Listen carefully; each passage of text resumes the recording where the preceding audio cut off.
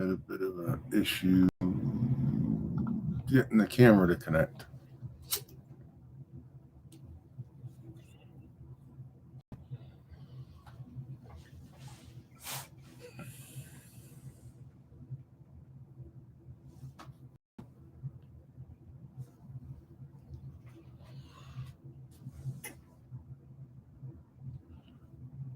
Hey, Ray Camaro.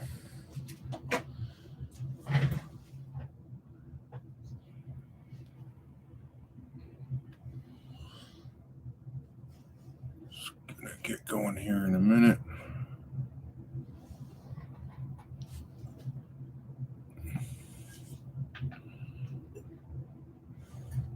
Hey, John. Todd, welcome.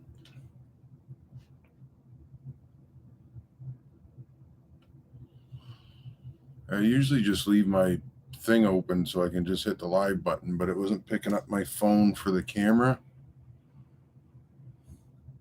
Yeah, I have been messing with that new glue.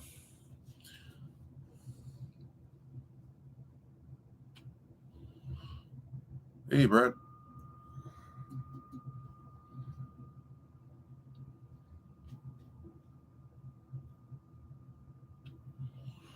Stephanie, hello.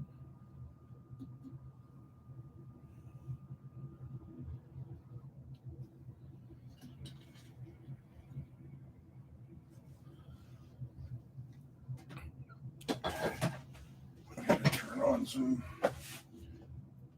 power.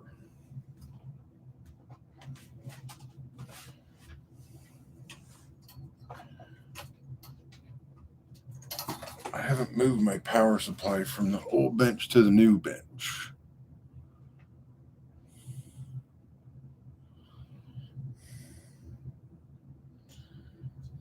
So I'm going to show you what I kind of been fiddling with through the week. And we're going to add a couple more things to it. I'm on the wrong side of the bench.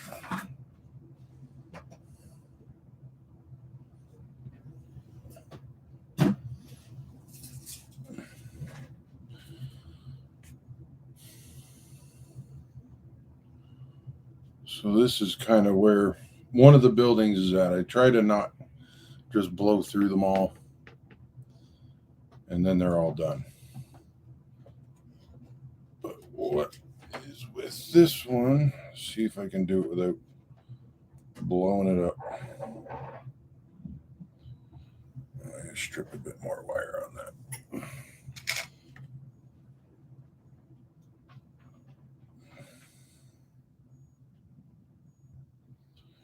So I don't think I'm going to be able to hold it up to the camera and hold both wires.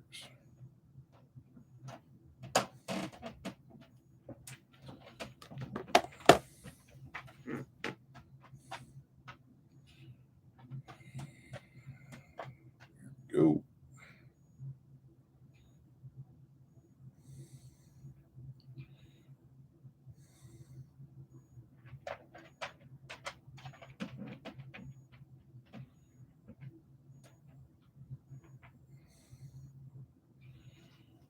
So in pretty much all of these buildings, I'm going to be doing interiors. In this one, I don't have the TV lit up, but there's a TV in there with a mom, dad, and kid watching Coronation Street, which was my mom's favorite show.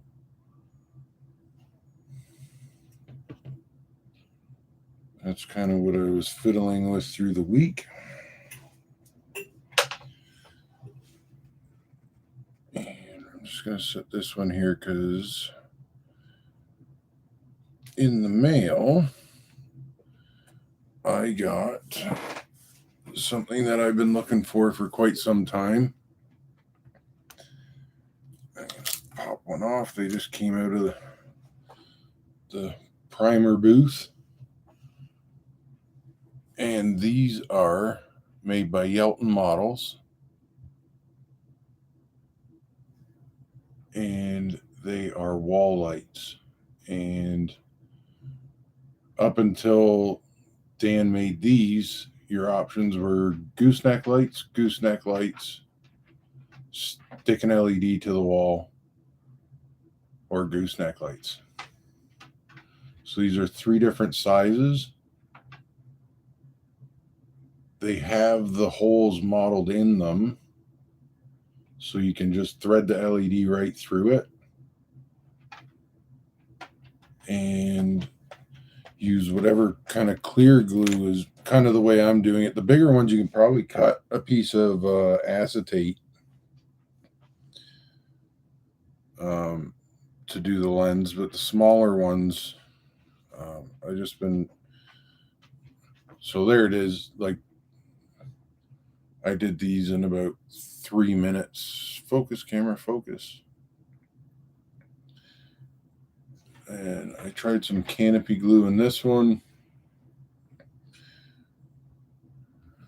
I got some new glue, which is clear, and I think, well, the wire's going to tell me.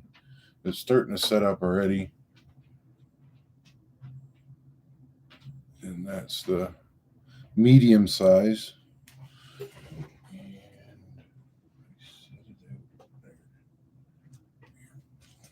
So I'm going to hold up. This is all the places you can find the Elton models.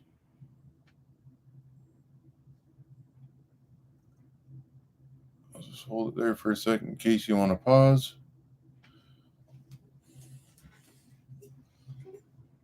And if you like doing lighting, this would definitely be a must-have.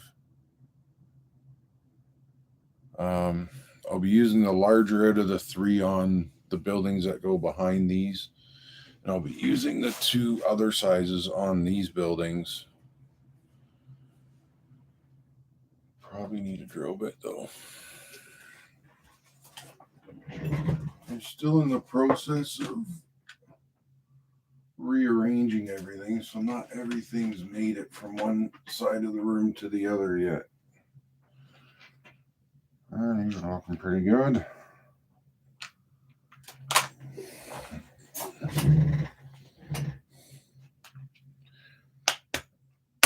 There we go.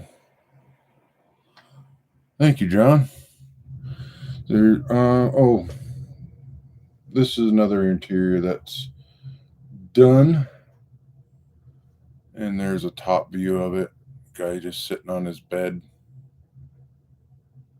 Got some carpet down on the floor. I don't know if we'll be able to see it in through this way. Yeah, there he is. That's kind of the, your on-looking view if looking at the layout. And there we go. Yeah, I was totally excited about these lights. I need to paint them though. I gotta paint them. If I remember, they were dark brown.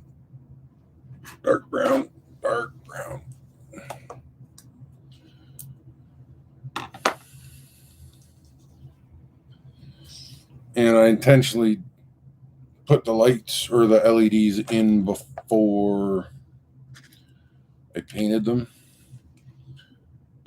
because they're just going to be way easier to hold.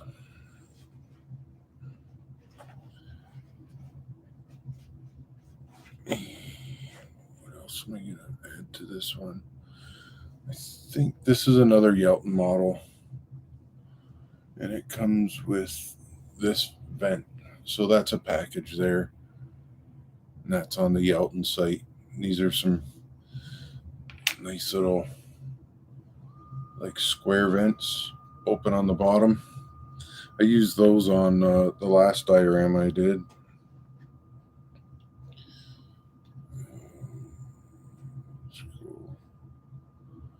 That one.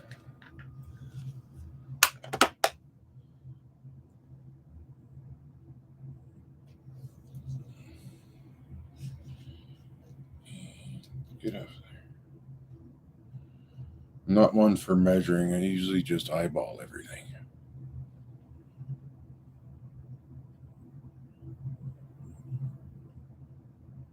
Hey, Robert. Okay, yeah.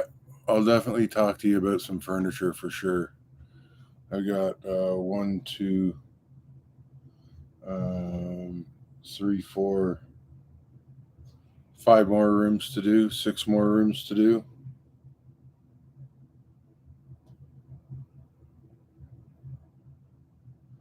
So all I do is I just pick a line on the brick where I want to go, and I'm just going to line it up with the center of the door. Hopefully I don't muck this ladder on the way through. Yeah, I think that's going to be pretty good. And once I do this, I'll show you. I have a picture of those outside lights as well. If I can find them.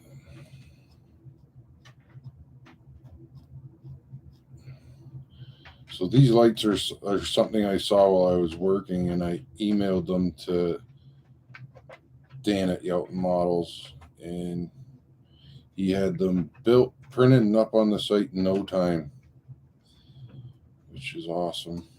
Obviously, not everything would be that quick depending on how complex they are, but these all came out just perfect, like exactly what I was looking for.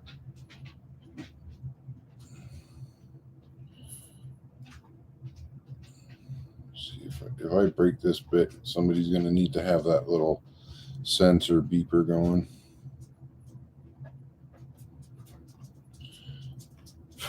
I might be into glass. Yeah, I'm going to hit glass, son of a bitch.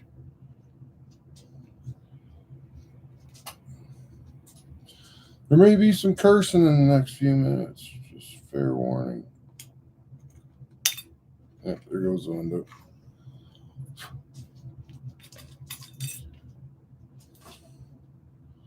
Some of the window. Alright, we'll deal with that after.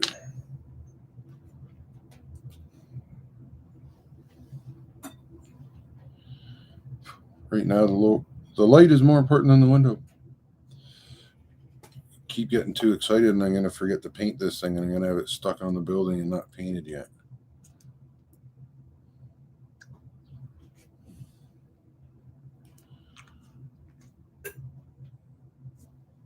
What do we got for a brush?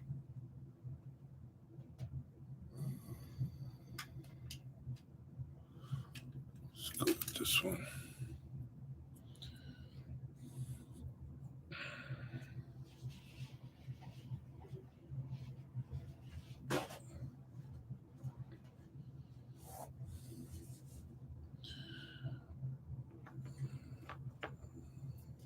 This one. Yeah, there we go.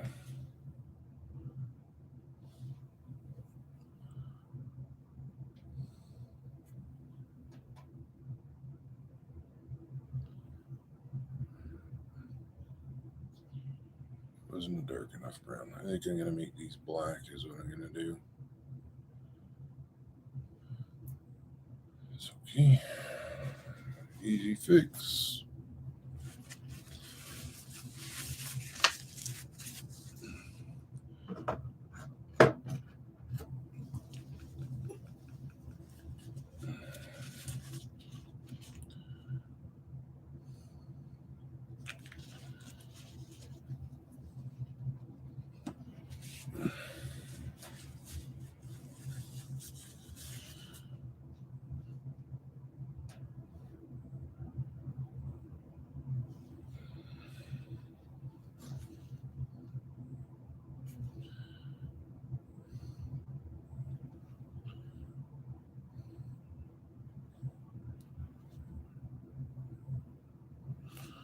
Yeah, that's going to be the ticket.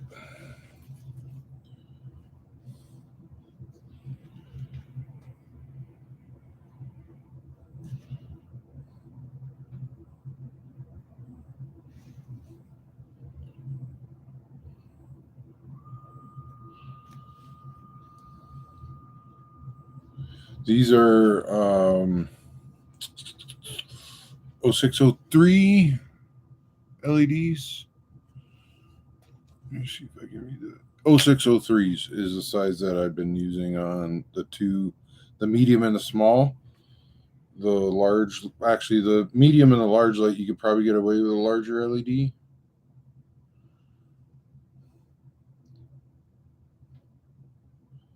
The large one, I'll probably do a size up.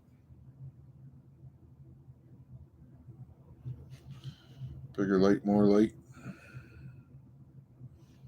There we go.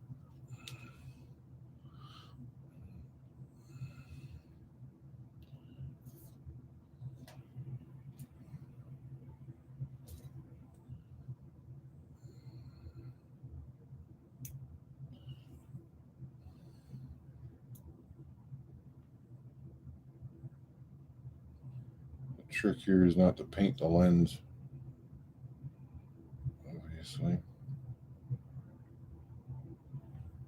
This one's I got a spot for one of these already too.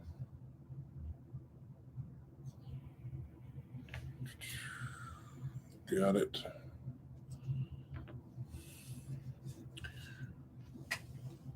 We need some water.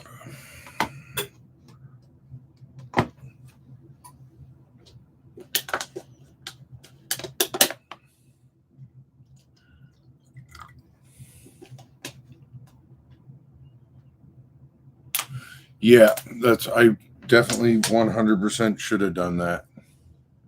Just paint the inside silver. No, but I do have a lot of ITLA buildings. They're probably one of my favorite ones to build.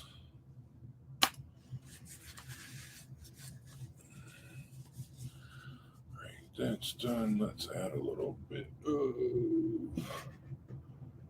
not dark, medium.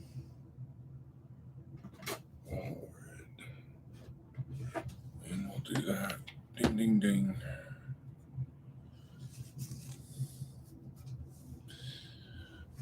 Yeah, I got a bit too excited with getting the lights in there, and I forgot to paint the inside silver.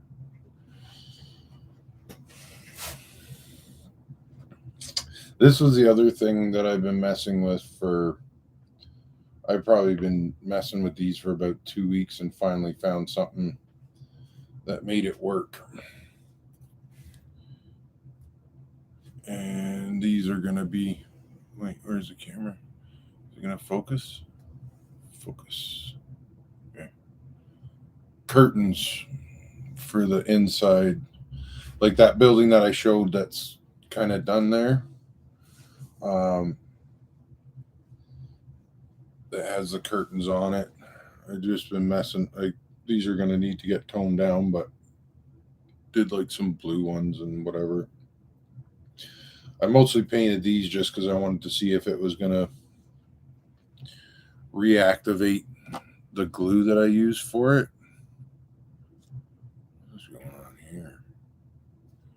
Oh, I didn't screw the lid on right. And what I did for those is it's tissue paper. Did I get a lid out for that? No, I did not. Let's throw that out anyway. You know, like the stuff you put in, what do you call it? Gift bags. And then I do it on a. So Todd tipped me off that using slide glass for the windows is a good way to do it. Hey, James. So I ordered one and it came with the bottom half of the slide. So I waxed like this thick slide with there it is. It's just like a quick detailer car wax. And then I used watered down Mod Podge gloss. And then just kind of get the paper wet and then just move it around until it sort of looks like a curtain.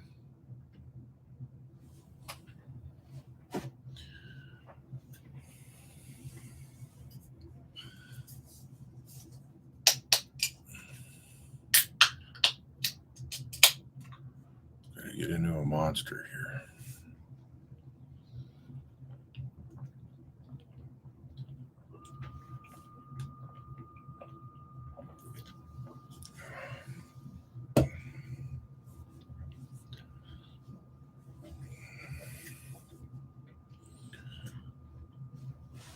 And these are I'm gonna paint these at the same time. But first, where's the steel?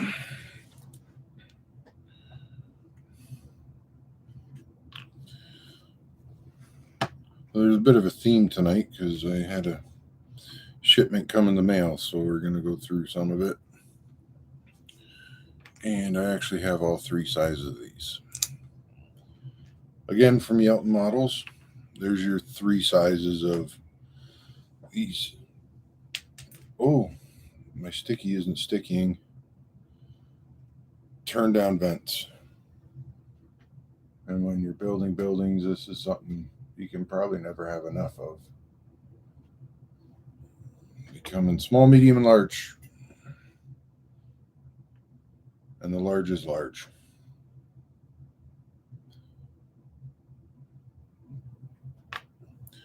No sanding required. Just cut them off the sprue. Stick the turn down to the base and paint it. I like these ones too. This will be on one of the background buildings for this section. Big turn down vent. All the rivets are in it and everything.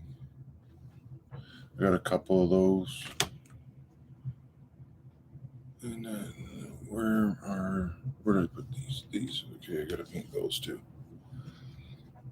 I'm gonna pop those apart.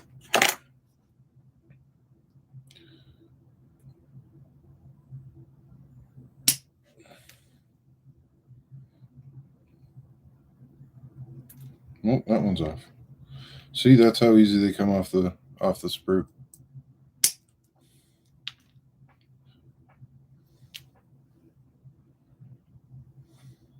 That one's off too. See, that's what you want to see on a print, is where you don't really got to struggle to get the supports off.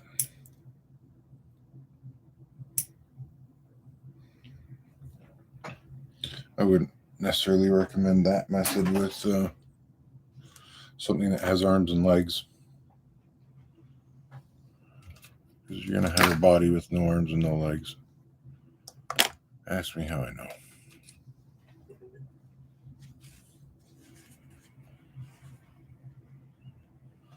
Yeah, all the prints that you're seeing right now are all at Yelton Models.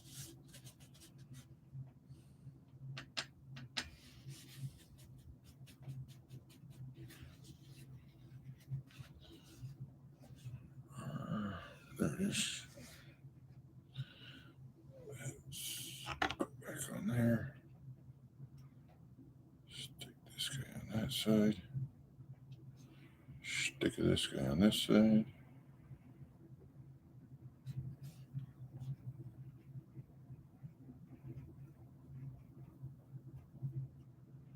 Oh, stay there.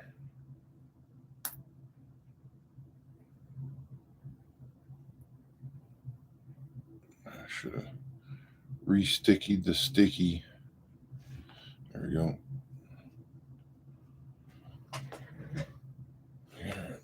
I usually work on the green part of the bench, but the camera lines up better on the blue part of the bench, so I keep drifting over to the wrong part.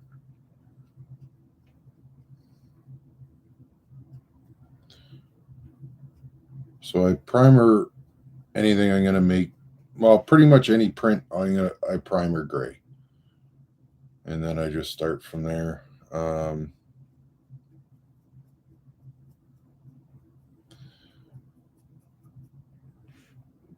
This is just a steel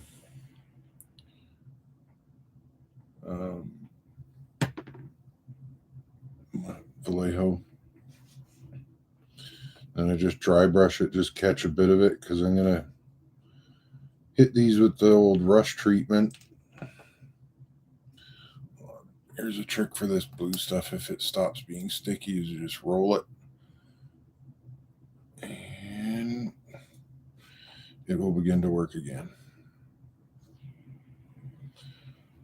This is the stuff that we used to stick posters to on the wall at school in the 1800s or whenever I was at school last.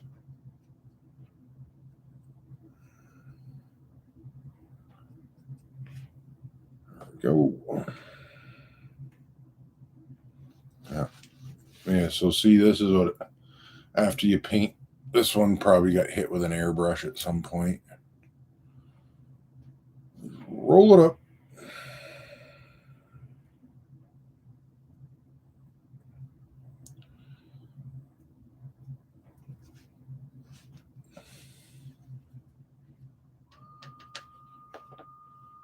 What was that?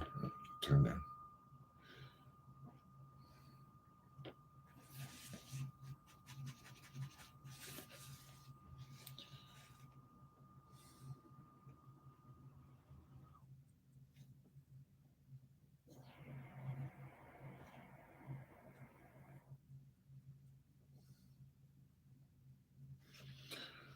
There we go.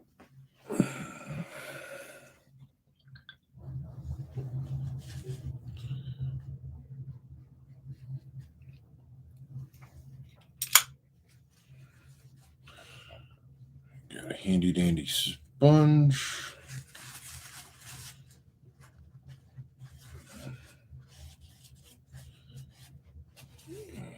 That'll work for that.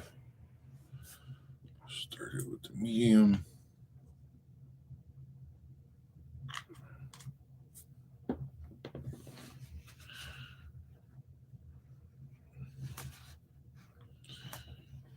I usually pick away at the sponge a little bit so it's not flat.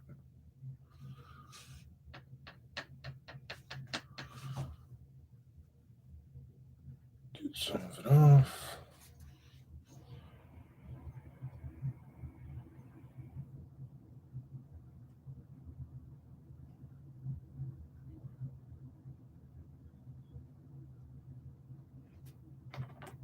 Go.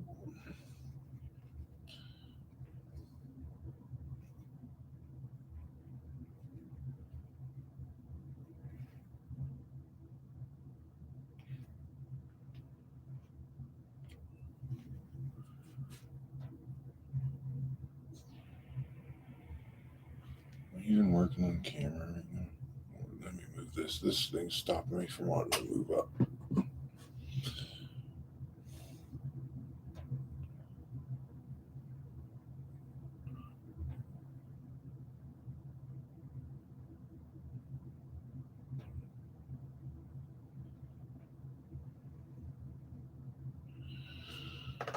Downside to sponges, you can't get into these little corners.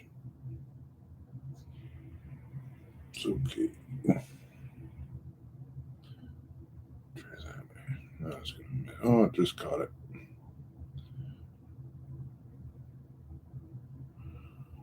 can hear Arthur barking next door. Funny little French bulldog.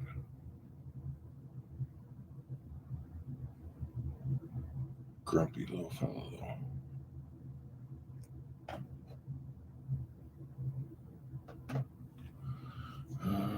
Where's me light? I'm going to use this one.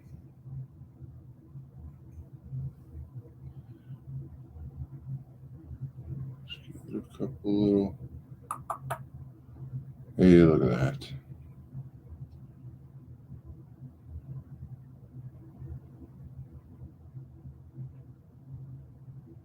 Perfect. Give those a second. That thing can go in the garbage.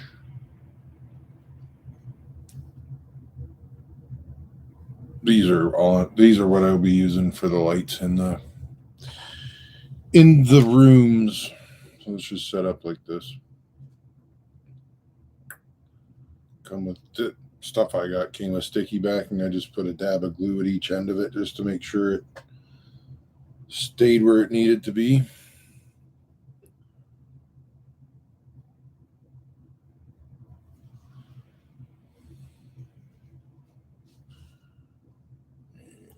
Next will be, I usually use Hull Red as opposed to dark rust. A little bit darker. Dark brown. Go back. 9. 9.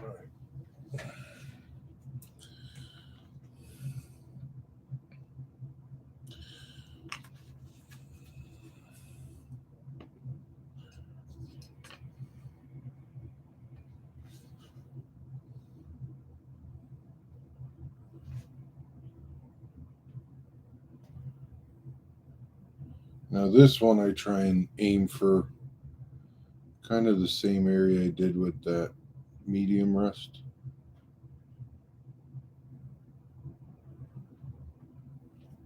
Kind of like that.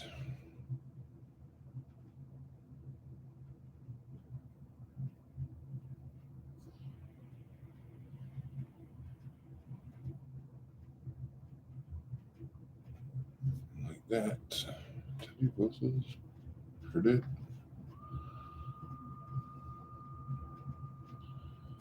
This one I'm going to make sure I'm going to get that bottom edge of the opening, or the turn down part where the opening is, because that's probably where it's going to get the worst. This one.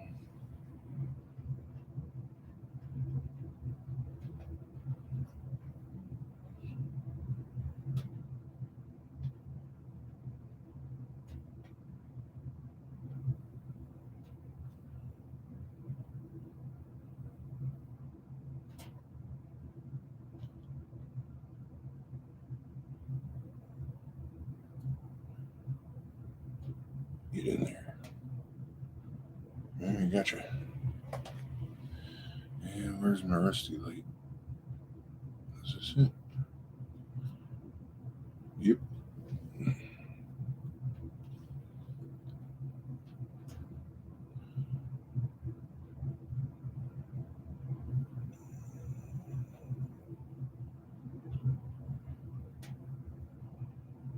Oh, I got it pretty good.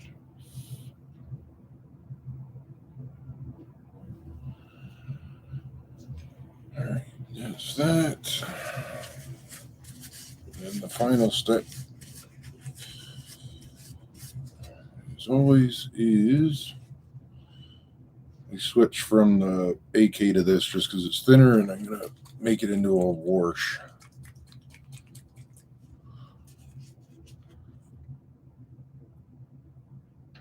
Three drops of paint.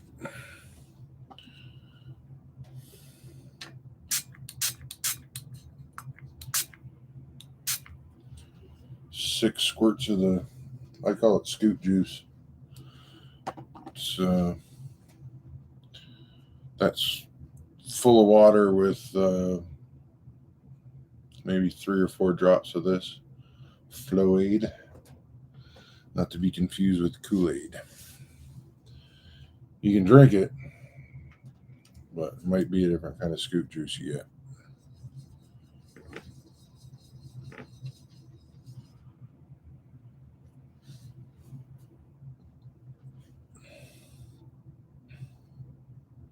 Too thin.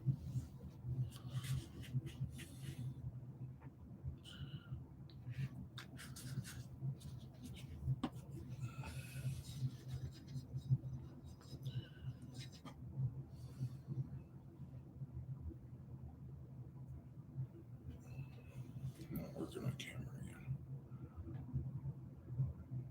And basically, I just cover the whole thing with this wash.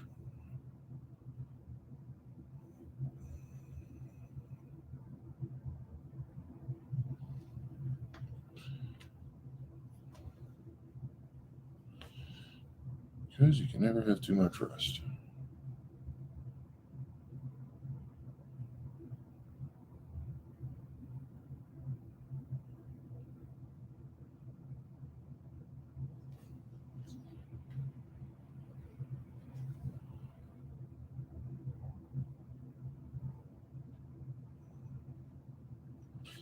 So bottom of one of these buildings, I'm going to do a laundromat.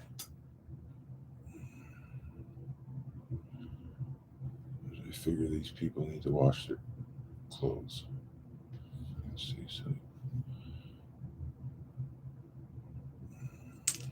Son of a...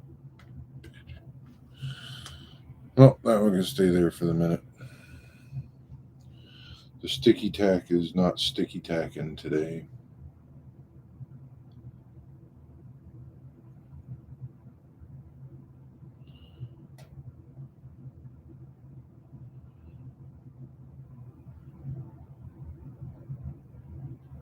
There we go.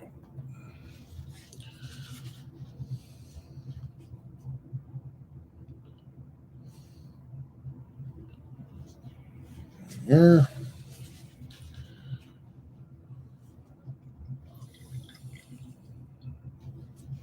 Alright. That's that light. Let me get rid of this before I dump it on myself. And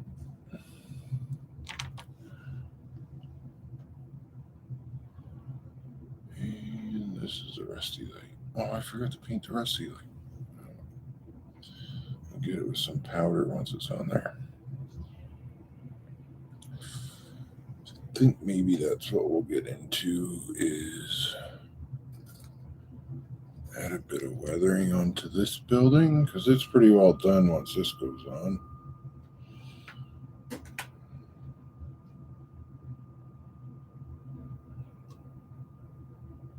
Get in there, little fella.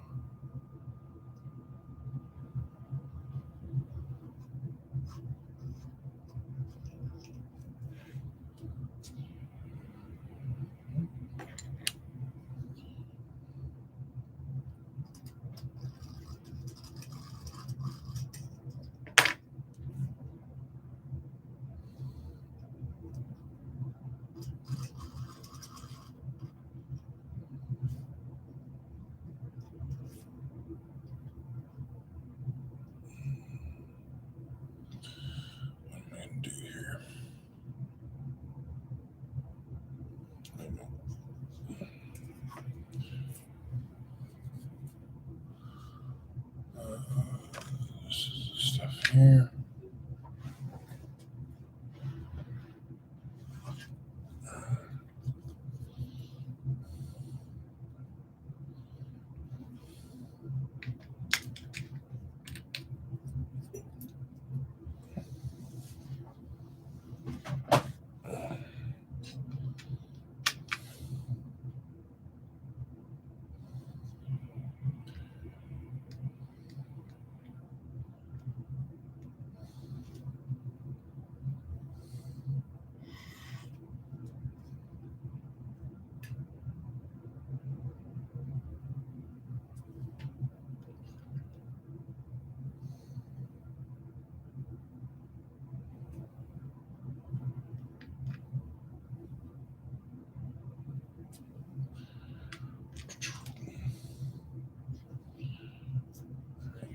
Come on, little buddy.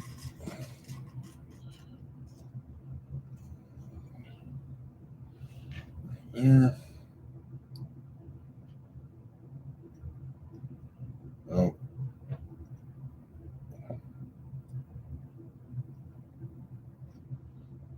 Man.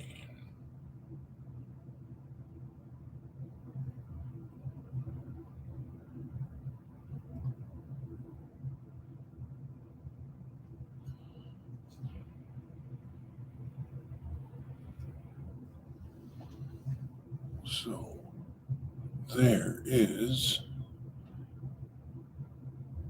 the first light installed. I think that might be one of the ones with the canopy glue. We're going to light it up anyways, and I'm going to see what happens. I just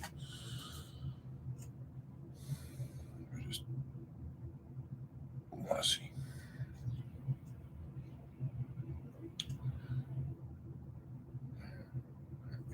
Hey. Need something to prop this up with. set of tweezers.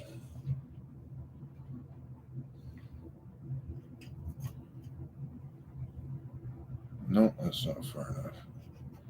Oh, let's just. Oh, maybe this is the plate. Put that back there. And yeah, there you can see it. And I got like 42 lights on here, but that definitely works.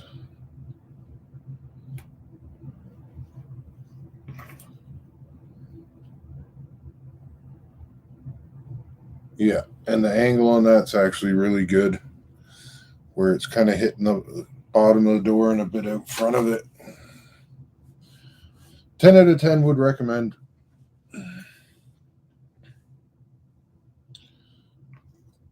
No doubter. Like if you do lights on buildings, this is a must-have. No doubt.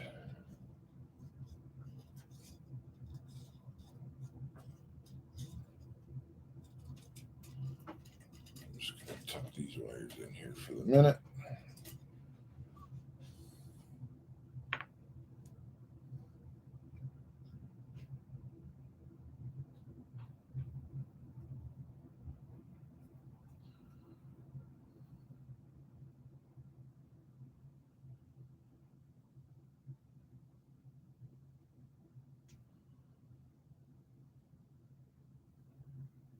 That glue set up.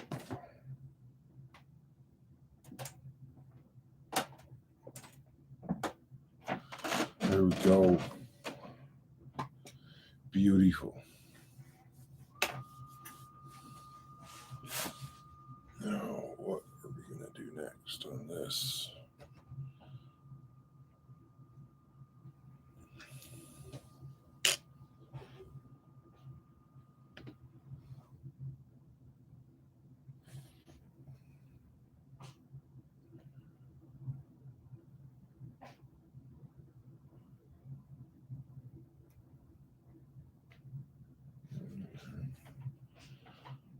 Ooh.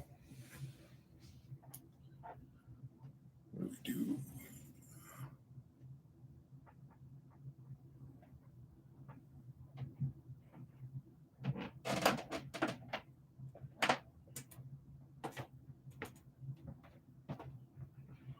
Oh, the glue is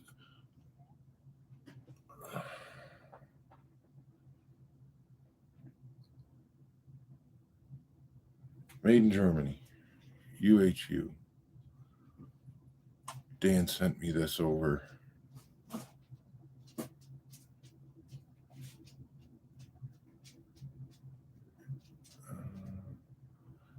Transparent. Stinks, but works good. The glue in the bottle I give you, Todd, was wood glue, Type Bond 3.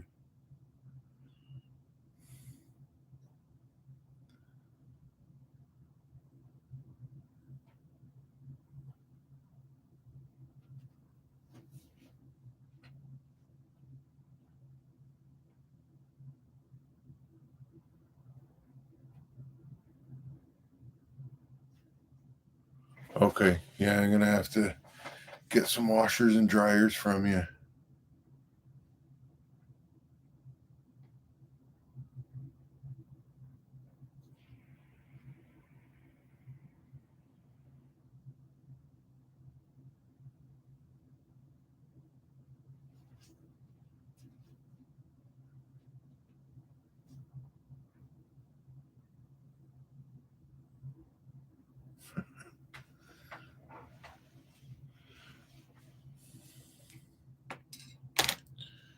All right, next, keeping in the theme of things, I'm thinking this little guy. Should I do a little one or a big one over here? Let's find out.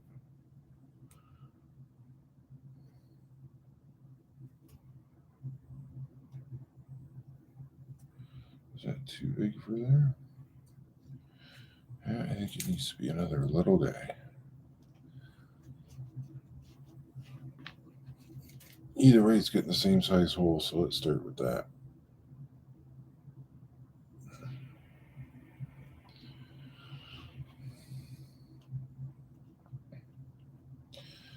Now, this being said, do I think there'd actually be a door or a light over this door in real life? Probably not. Do I care? Not really. I just like adding lights. And with this fire escape here, there's going to be a bit of an alley inside the alley.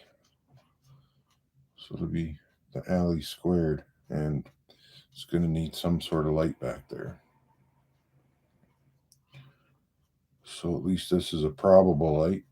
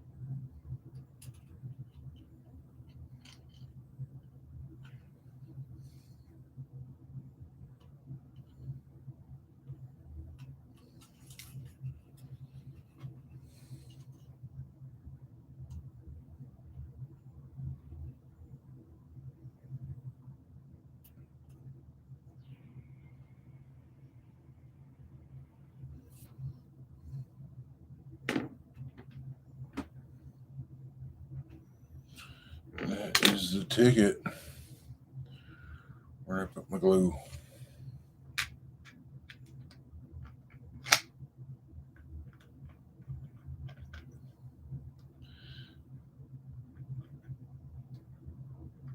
Man, this stuff is sticky, boy. What?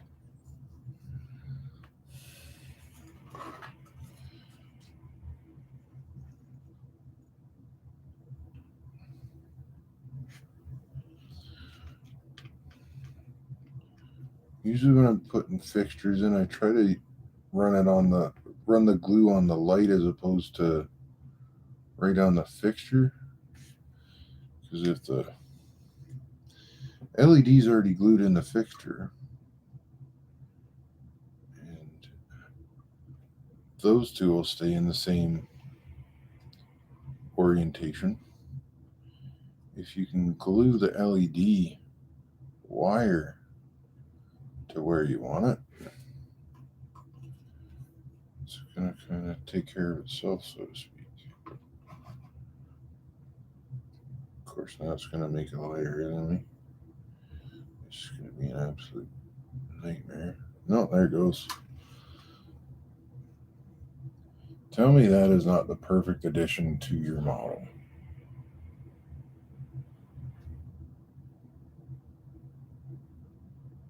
Like a lot of lights you get, like those plug and play $40 for a light things. For HO, you almost got to buy the N scale ones because they're kind of weird looking size. The AliExpress ones are kind of the same. They're all oversized. Like I ordered one set of HO lights, and the things are about the size of my friggin' finger. Hey, Ted.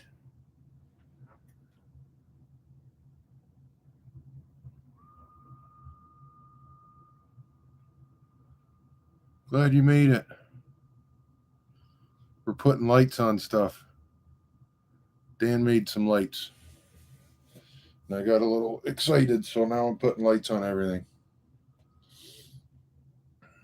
I guess if there's a light on that one, there should be a light on the front one too, huh? I'm gonna have to make some more lights.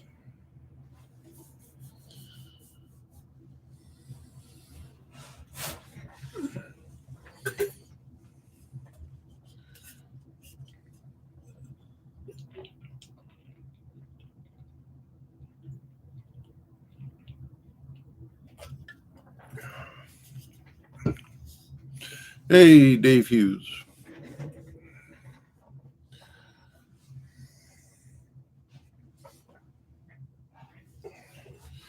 Get my little testy wire here again. Maybe if I shut this light out.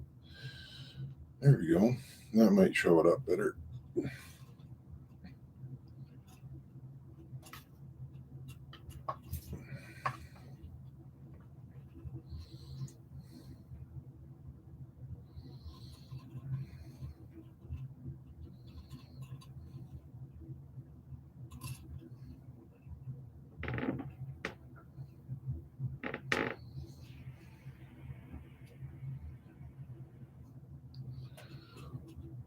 Yeah, you can't see that at all. The problem with downward facing camera is sideways facing building does not show up well. There it is.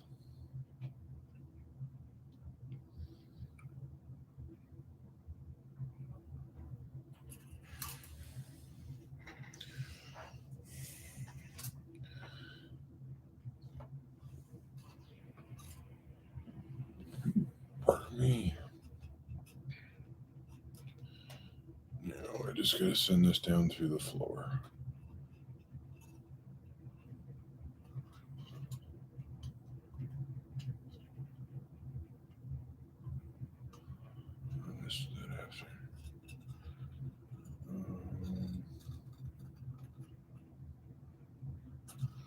Sorry, I might not be able to do this on camera.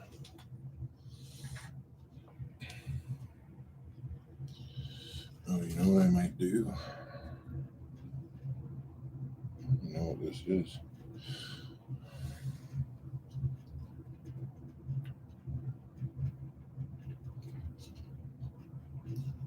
There we go.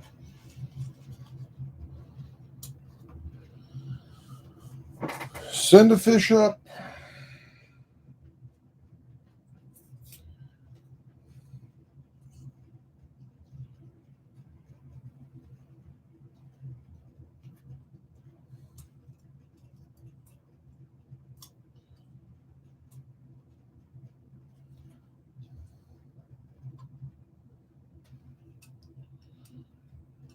Send the fish down.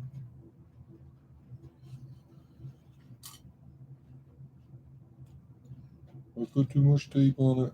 Back.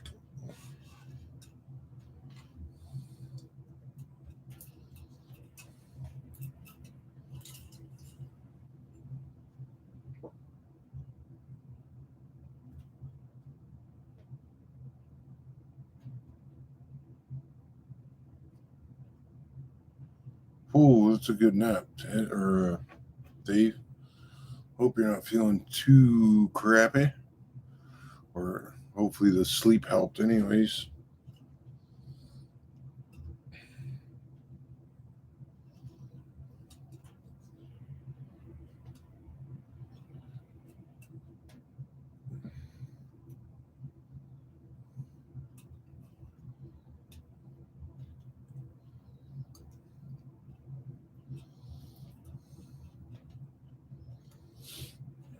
This might be the hardest part of the whole model is getting this wire down through the floor.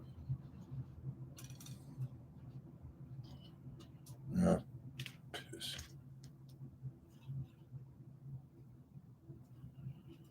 I'm on the struggle bus.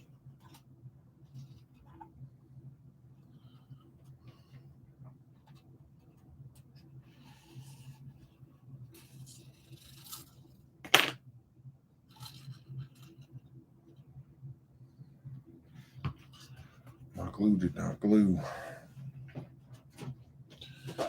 Need some more glue.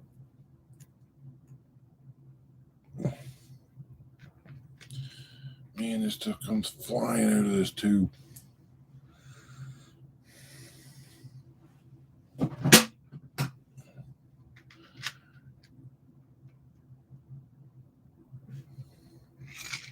Ah. Got my finger.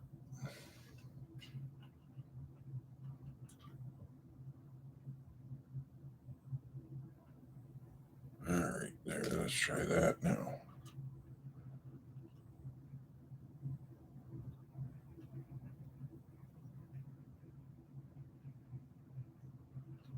Stay there.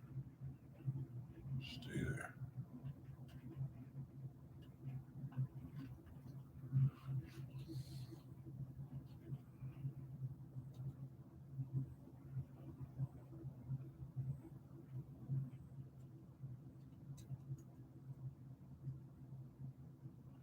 Sorry, not a great viewing angle, but I gotta hold it still.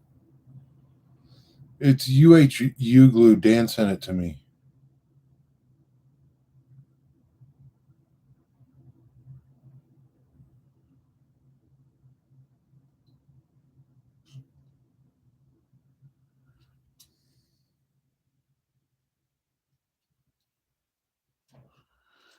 Definitely gets a hold of stuff, that's for sure.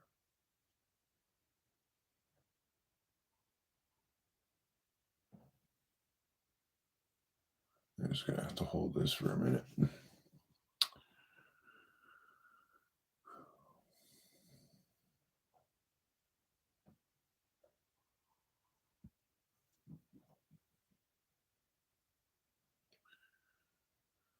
And use for that.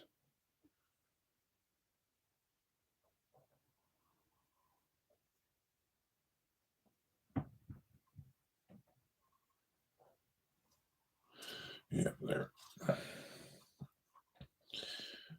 Now it's holding still. All right.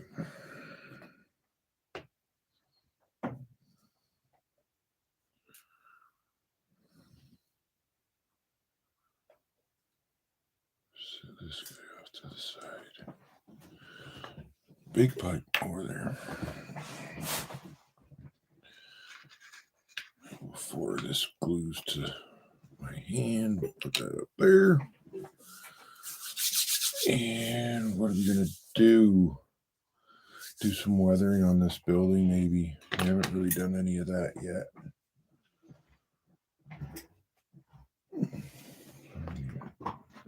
Get some of that. Some smoke.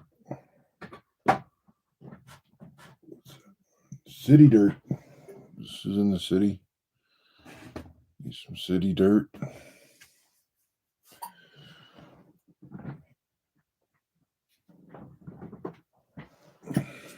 And then we got a couple rests there.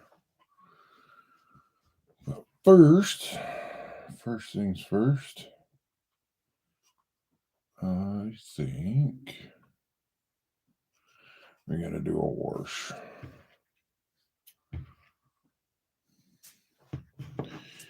And for that, we will do mud brown. Mud brown.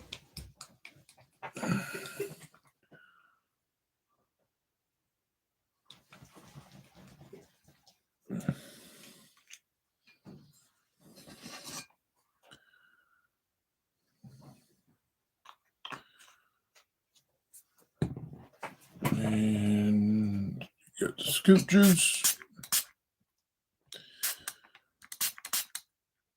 That's going everywhere. There we go.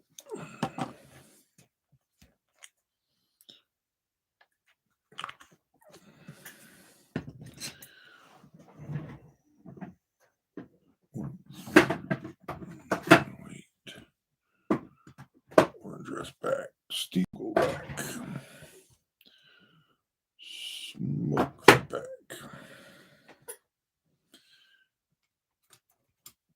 Oh, this might be a big brush machine. Yes, sir.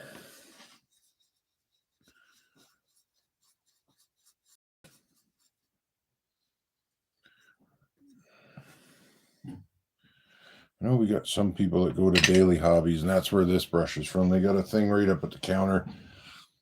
$2 or less for these brushes.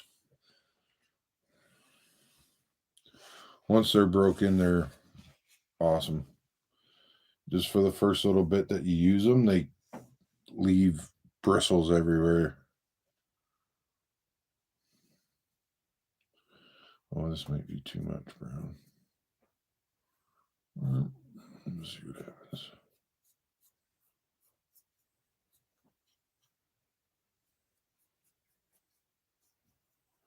I guess we'll use a black wash. Maybe that's what I use it, yeah.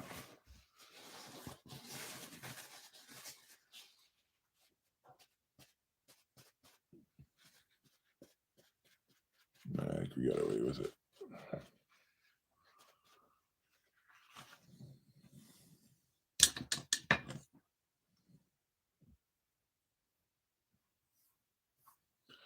Definitely want to knock these signs down a bit.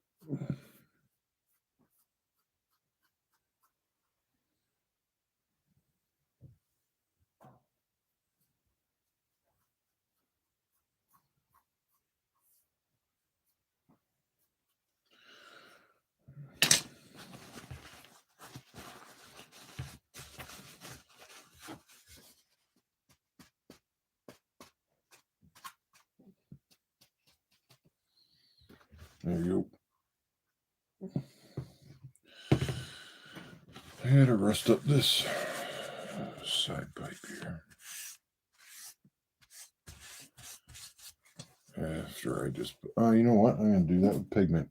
We're going to change it up. We're going to expand the horizons. We're going to do something different.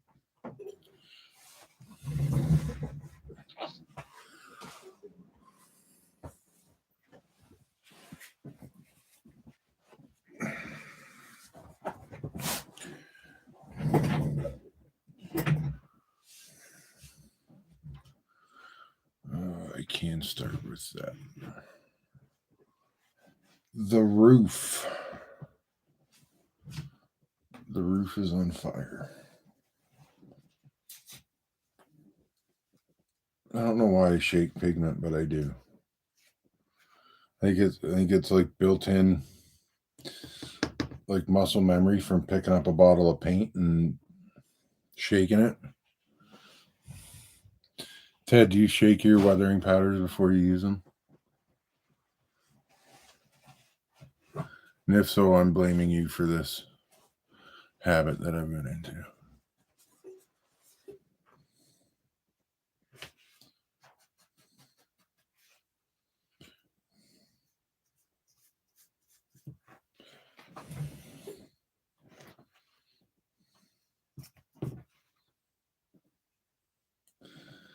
Ah, crap. I can't blame you for it then. At least I don't put it on a paint shaker, I guess. That would be a bit weird. Just open it up and a big puff of weathering powder comes out, coats the room.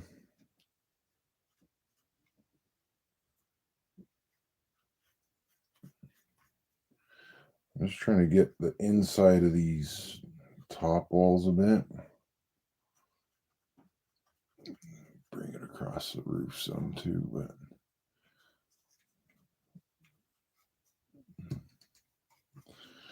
I'm just murking these curtains, which really don't have a home. They've just been floating around my bench since I made them.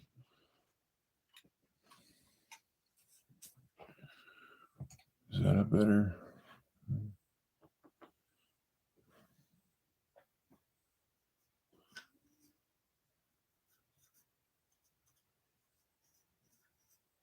Having everything kind of assembled makes this step harder, I guess, but it also lets you know where everything is.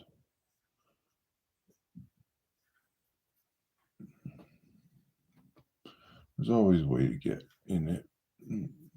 That's getting weathered too.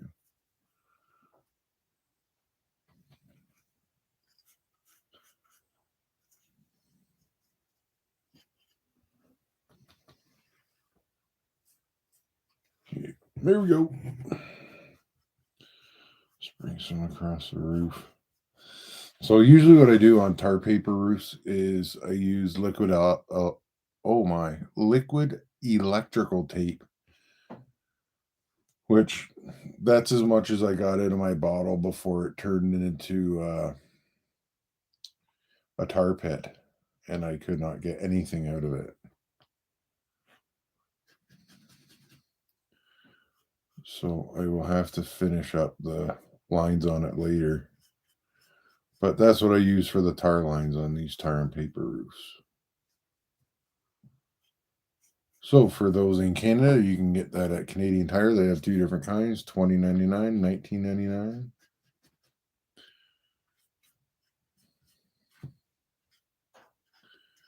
And if you don't screw the lid on properly like me, when you go to use it, it will be a literal tar pit. Where's that? Yeah, there.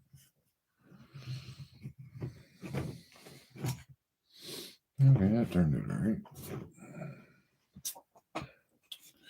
Oh, that's what I do. Where's the glass? Is it? No. Is it? Oh, is it up here? Rain marks. Dark vehicles. Moss deposits. Slimy moss deposits. This is not powdered, so I'm shaking it. Yeah. Instant room weathering, Ted.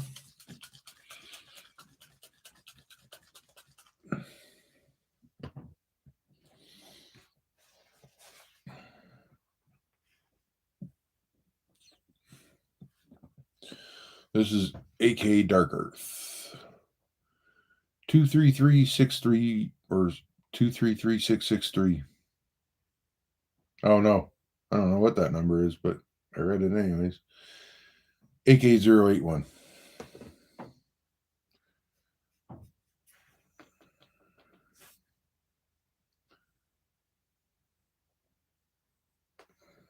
This I do more of a stipple than a swipe. Oh, there's someone on the bench there. We'll use that.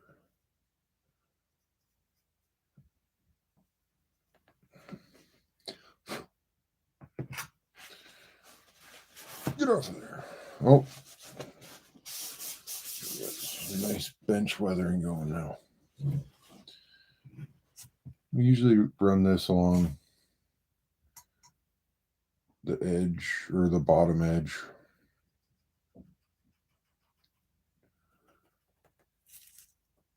And I think I'll leave that corner.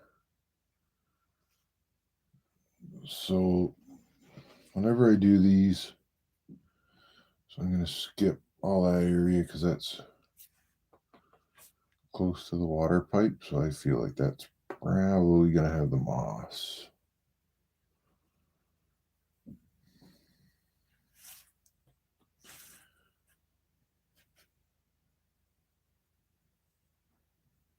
Bring up this back corner a bit.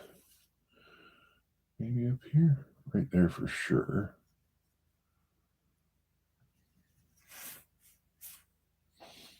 Let me try some up here. Too much. Yeah, it looks all right. Back corner. Switcheroo.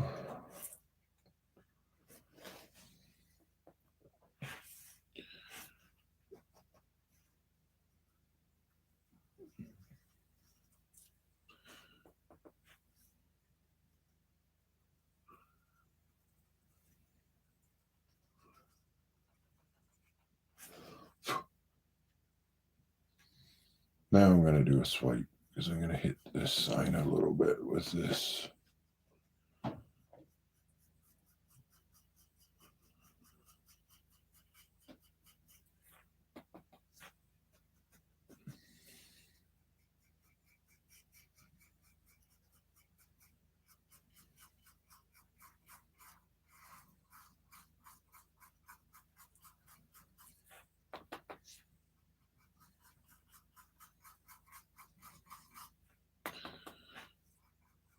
Oh, that's a lot. What happened there? Back in the hole.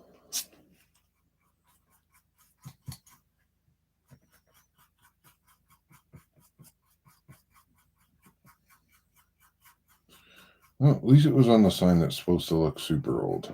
That's a win.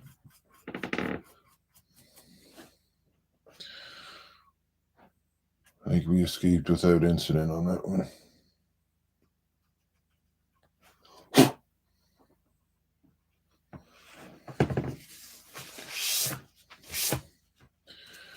All right, now.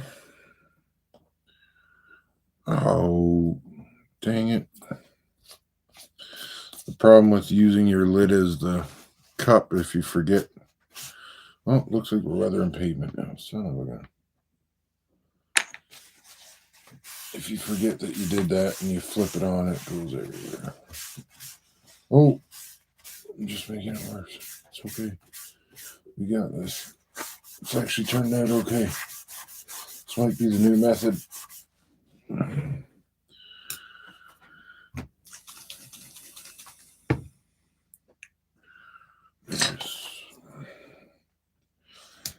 Now, after I do that, I come in with the moss deposits, another AK one.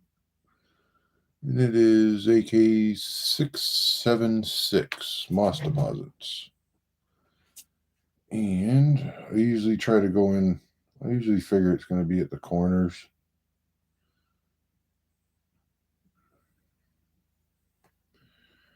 Maybe right here.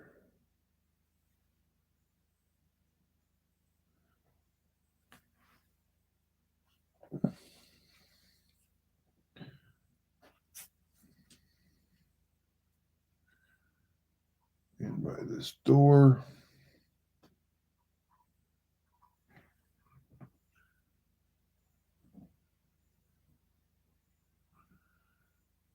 Corner of the door there. And there.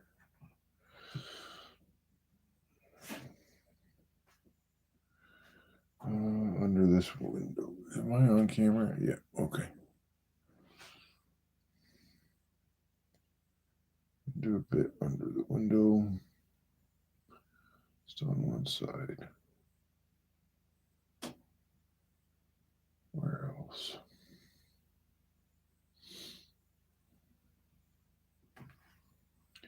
Maybe up in this top corner here.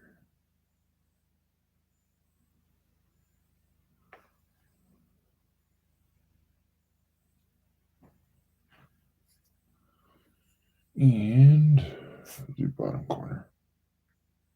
I think I usually do this before the dirt.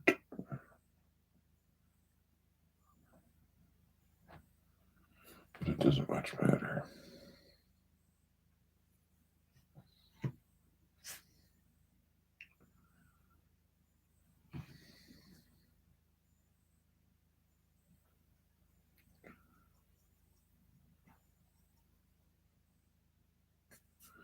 There's probably a lot of moisture around where this pipe comes out, so there'll be some extra moss.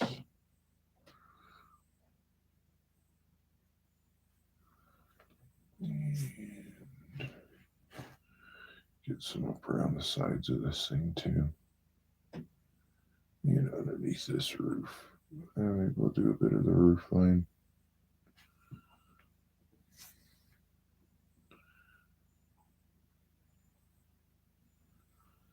I'll be definitely on top of a couple of these.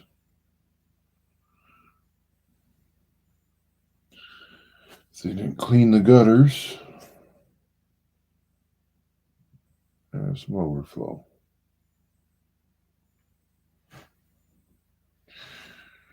And there we go.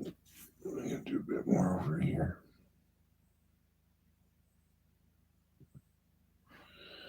It fades out a fair bit.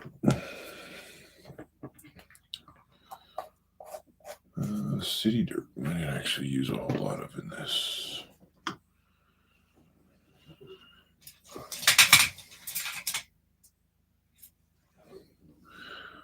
Do some smoke.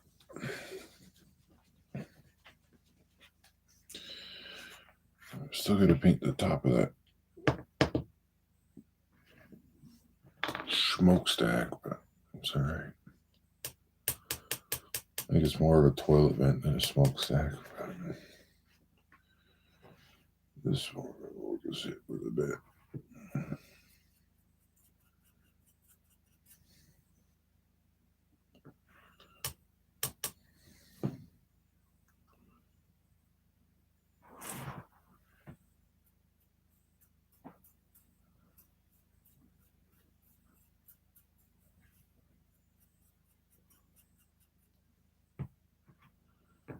This is like air conditioning or something, so I'm not gonna smack it too hard with the black because that's just a little disturbing. But we'll bring it down a little ways.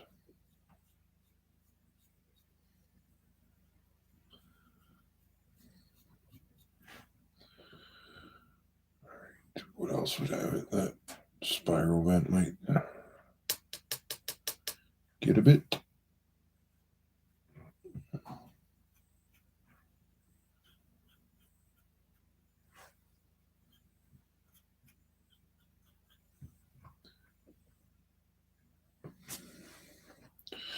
Now let's get into some rust. What do we got for a rust brush? That one good? That one's good. Let's use this one. Medium track. I did it again. I keep shaking these things.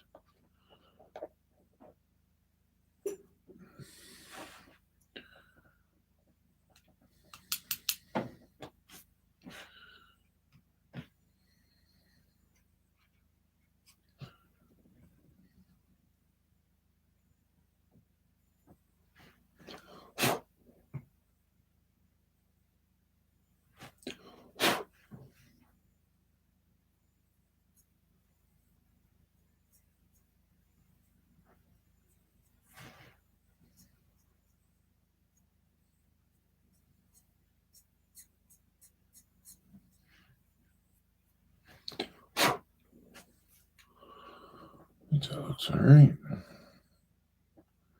It's decent.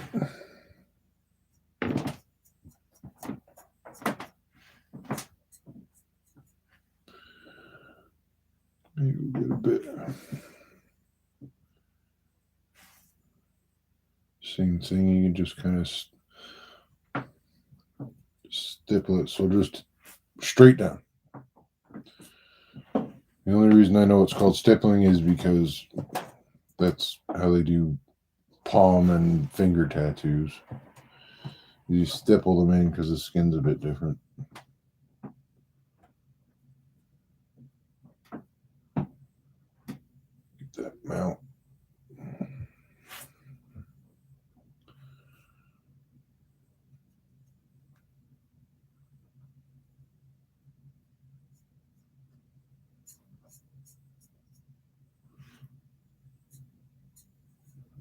Just drag a bit of the extra powder down.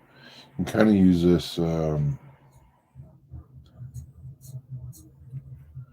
downspout as a bit of a guide on that. Burnt red rust. Let's try some of that.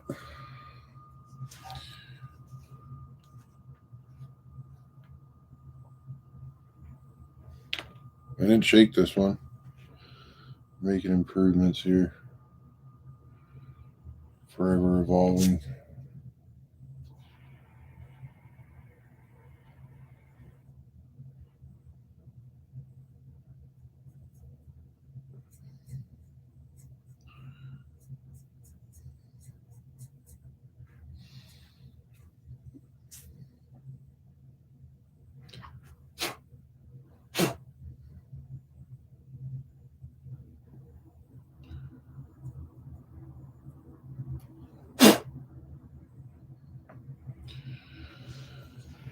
All right. I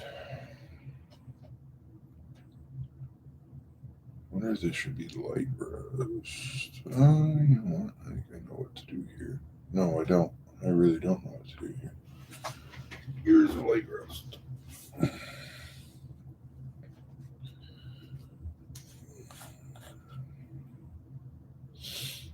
It's really friggin' orange.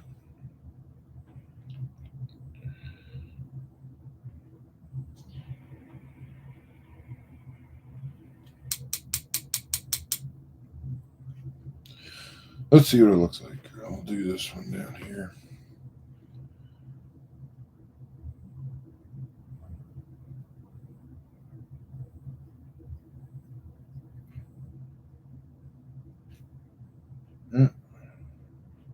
Dig it.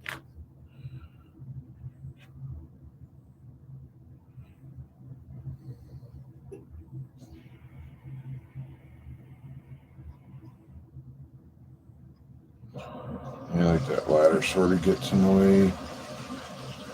We're bringing a big long street down. A bit more in this one now that I know it's okay.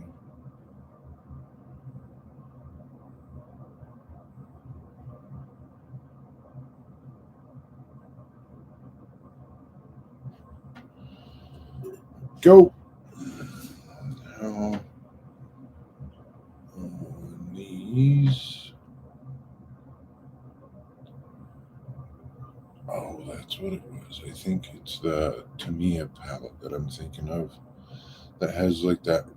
There's one that has like that really orangey orange rust to it.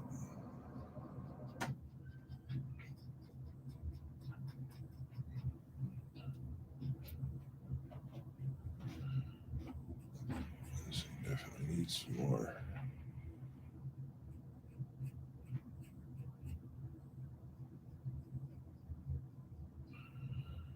Get a little bit coming off the bolts that would hold that on. Oh, too wide.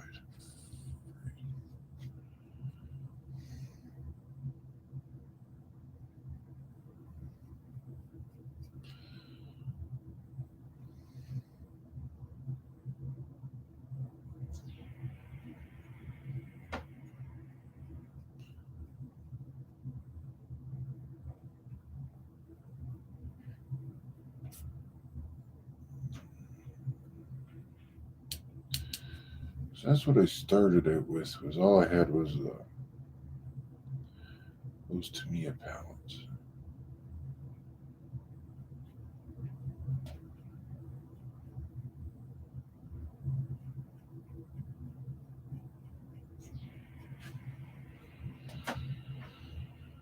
All right. What else needs it on there?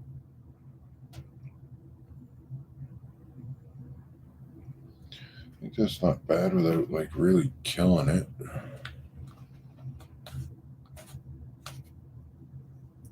All right, Todd, have a good night, buddy.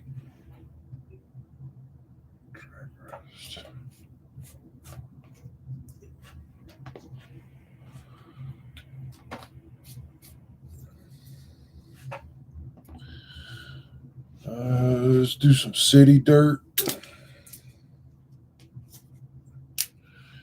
I've never used city dirt before. Let's see what this is about.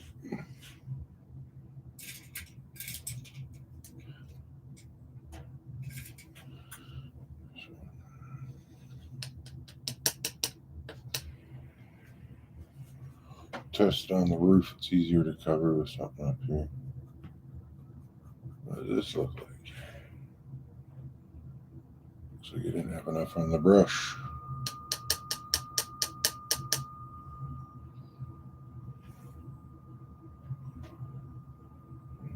Okay.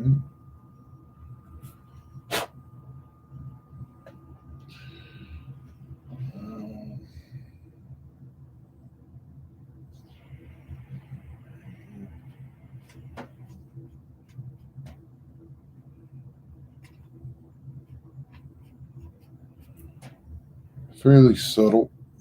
I need a smaller brush for doing what I'm going to do.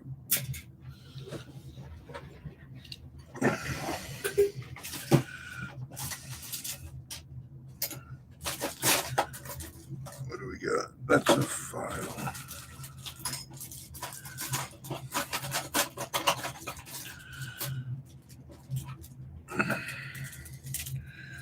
I have to make another trip to the dollar store. I've cherry picked all the good brushes out of the bunch.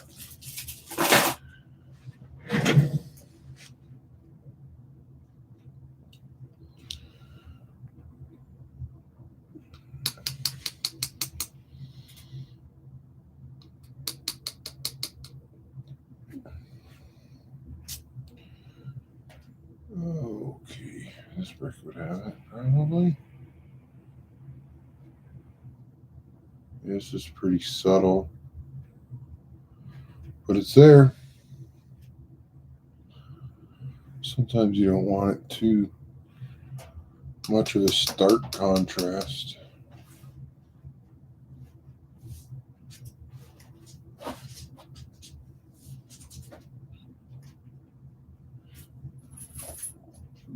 I might have to go to a lighter powder though.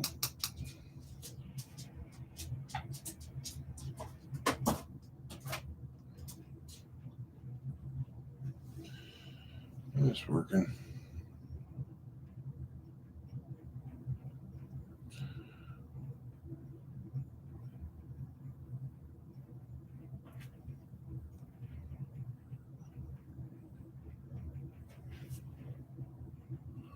All right. So now I'm just going to take this over to the booth and just whack it with some, what do you call it, dull coat quick. Because I'm going to do some liquid stuff on it. And if I do that after doing powder without doing this, then it's going to have a big old mess.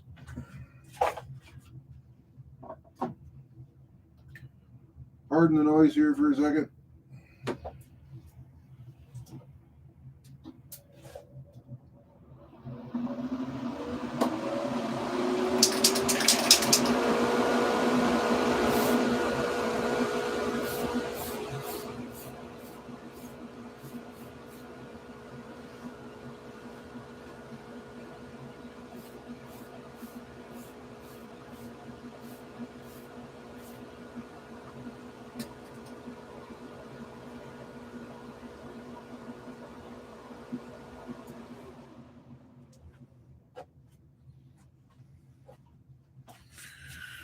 Just won't be doing any on the front because it's got the glass in it already. And if I don't coat the glass, then we're not going to see anything on the inside.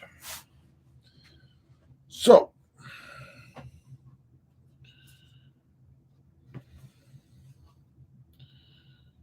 that's done. Let's do a carpet. After I put all the powders away. Track rust. City dirt is here. Moss deposits up there. Smoke up there. That one there. Dark earth and light rust. Light rust there. That one there. Okay. So I have gray back here.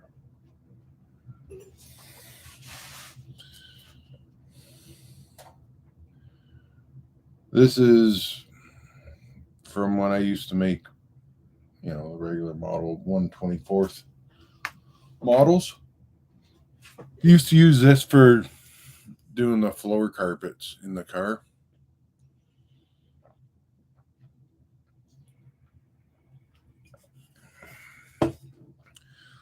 Apparently, also works good for carpets in HO scale buildings. Use this or the tacky. Let's use. You know what? Yeah. No. What did I use on that one? Let's use the Mod Pouch.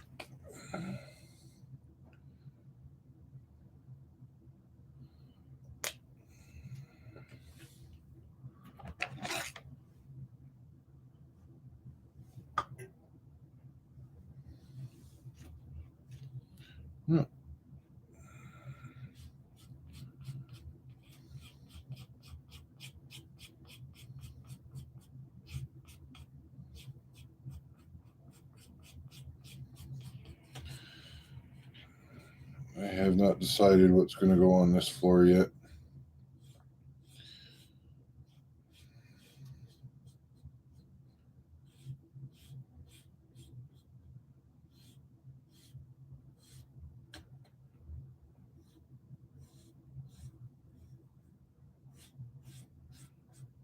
But I have a feeling it's going to involve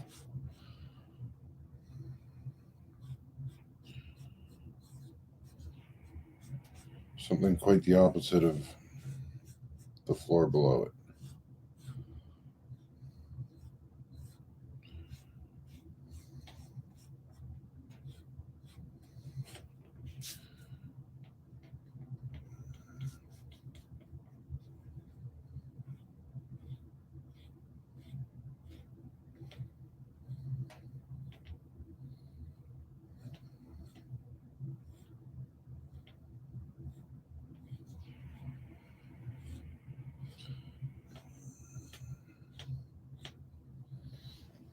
That brush is good. And I need a piece of paper.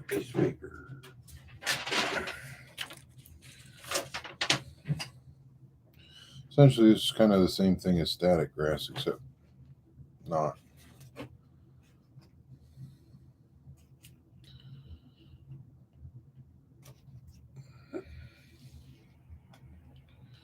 This I got at my local store, which is Daily Hobbies.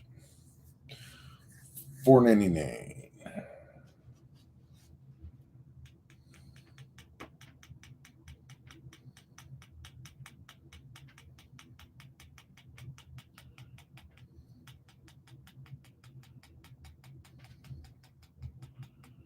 It's just coming out in clumps. I guess I should have shaken this one.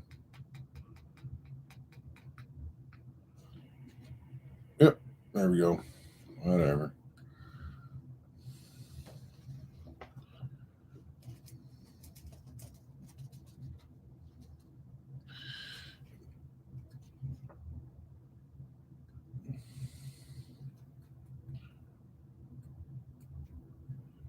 Well, there's coat number 1. I'm gonna have to do more. It's gonna look like what do you call it? Vacuuming lines in it.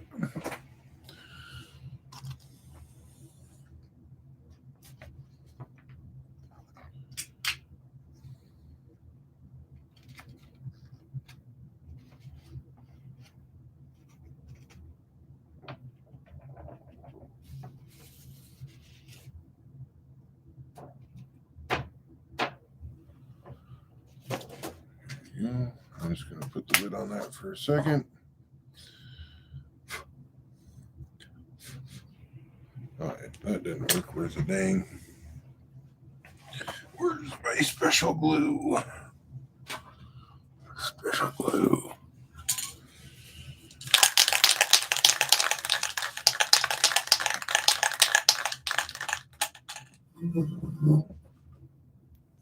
Freak. Who would have thought there'd be grease under there?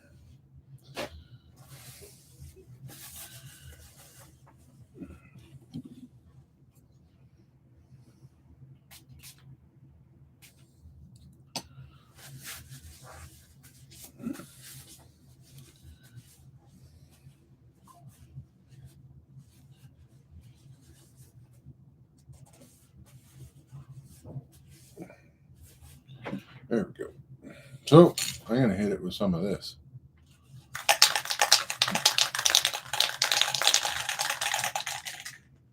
I don't think brushing glue on top of that again is going to work out super well.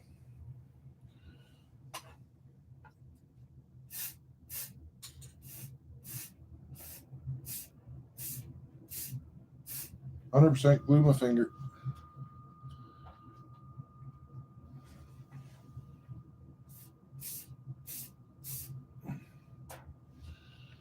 Well, that's going to stick some carpet for sure. Possibly my finger. Where did you come from? Oh, yeah, that's terrible. Probably should have put a glove on.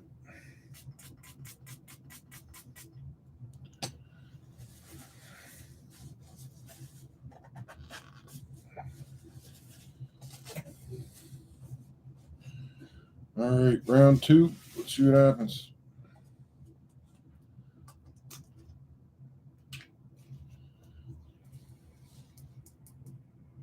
Wait, I gotta shake this first.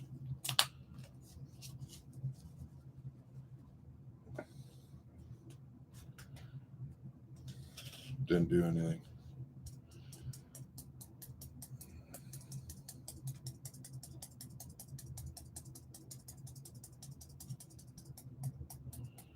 Oh, it's gonna do the lint trap clumps again, but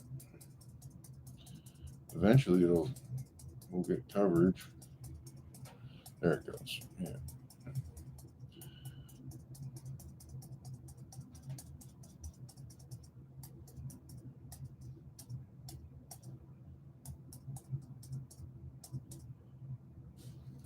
Just looks like a mouse nest on there. I don't know if I do this.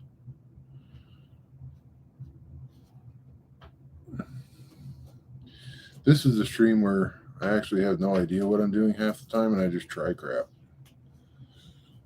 We learn together. Oh, this has turned out like friggin' shag carpet, boy. Woo! Yeah, that's thick.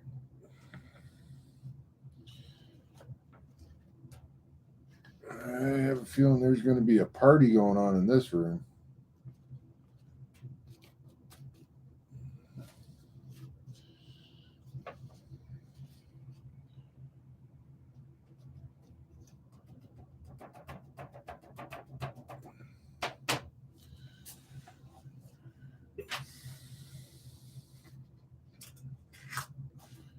Let's box that back up.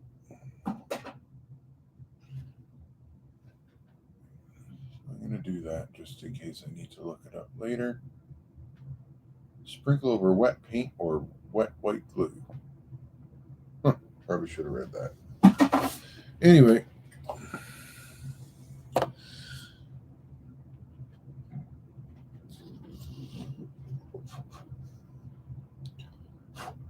Oh, no, it's coming off. So that's that. I bet that's going to be dry. So anyway, that's how I do the carpets in the buildings. I'll probably have to do it again because it's all coming off.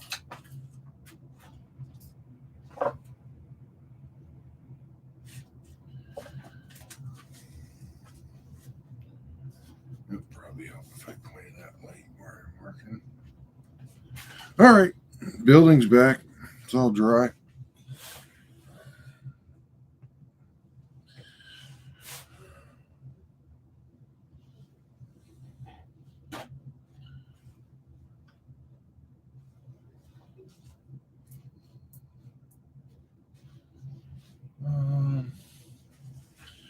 I think grain marks might be what I'm looking for.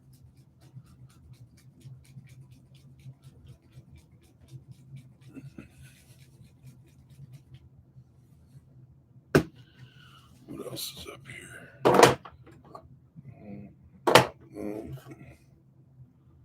Streaking grime.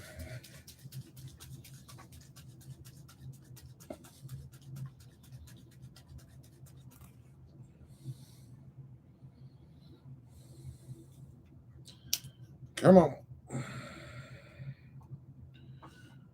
There's that, and I need some of this.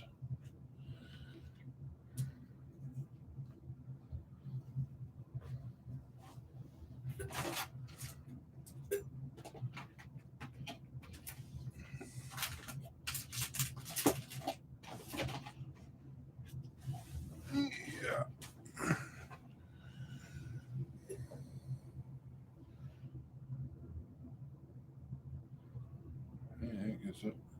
Oh, that one works good.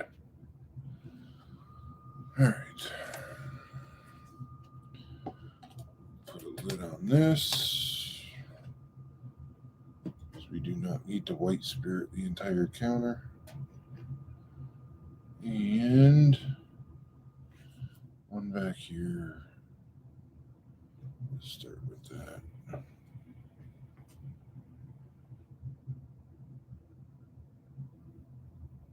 Oh, frig, I put the wrong lid on it.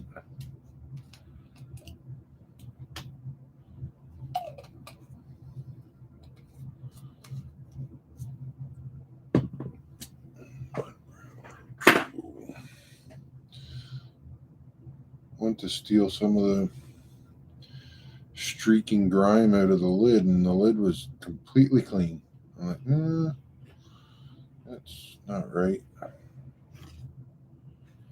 Start with one back here.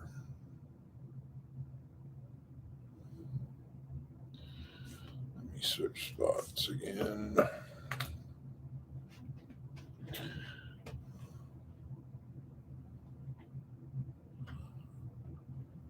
Oh yeah, Ted, there's gonna be a Austin Powers style party in there, I think.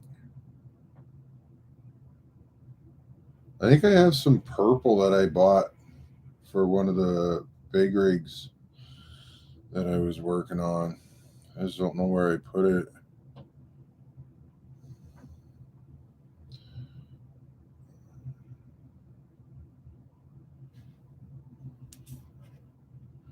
It's an odd angle for me to work at.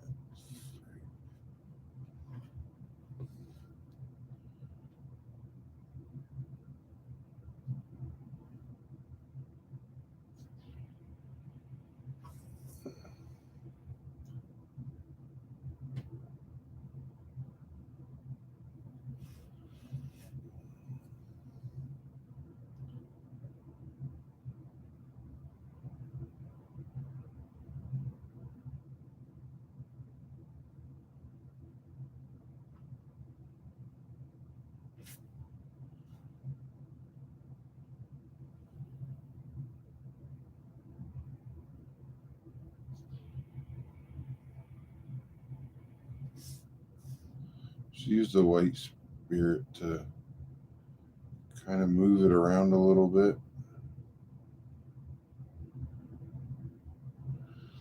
Good thing with brick is it'll travel left to right as it comes down, so if you're not 100% straight, it's not really going to matter.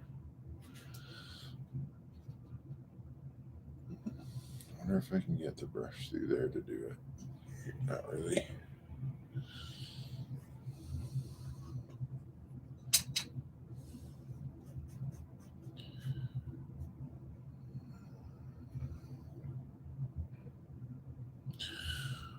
What brush should I be using for this? This one, not the one I'm using.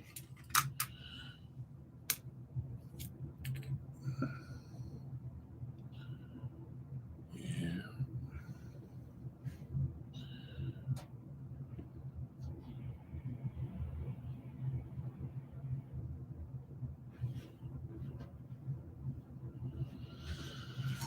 Oh, we'll come right from this little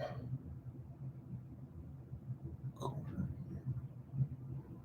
It's a lot easier to do this on like concrete walls where there's no dips and divots. You can kind of manipulate it a little bit easier, where this, it'll, as soon as it goes, it sort of travels through the brick.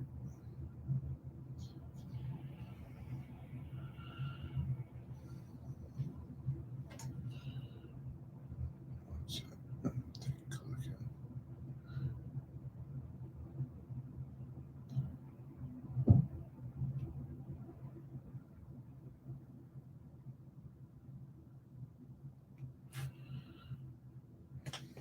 I think that's good like that. And we'll do a bit on these.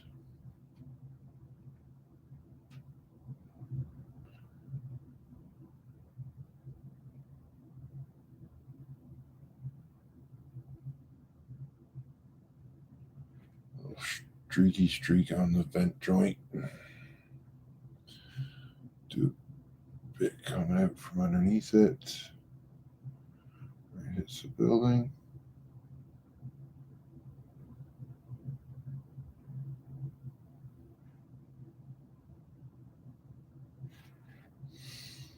Is there a reason for it? Probably not. Do I like it? Absolutely.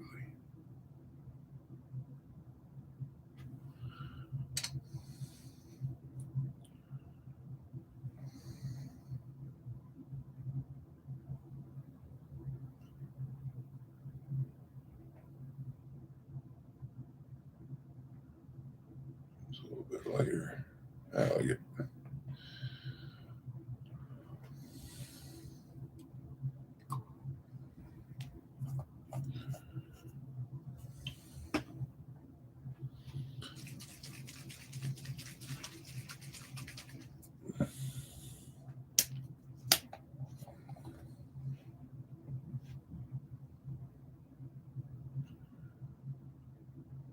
Try a bit of this rain mark for,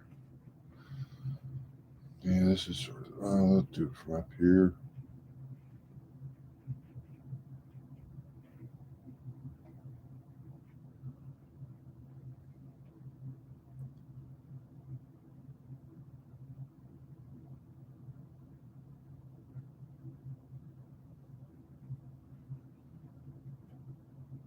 Do a little bit more. And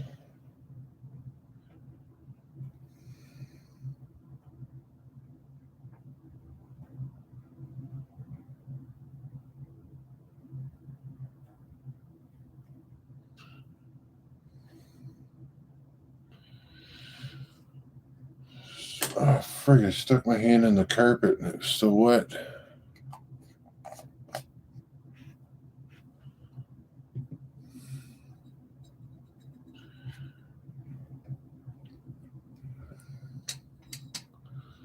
For the minute, I'm going to say this is pretty well done. Got some good streaking going. And I think I will switch pace and I'm going to finish up something I was working on earlier today. A little bit of time left here. I'm not overly tired because apparently I slept for way too long this afternoon.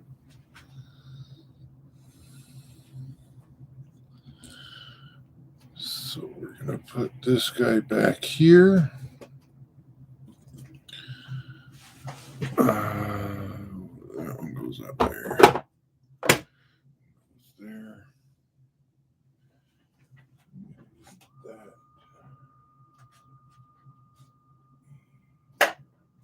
This.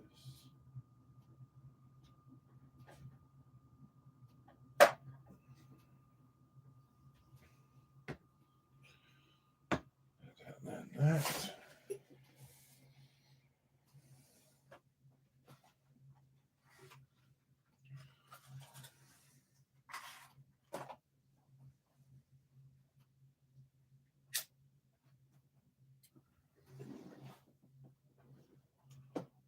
And there we go. I'm going to change it up a bit today.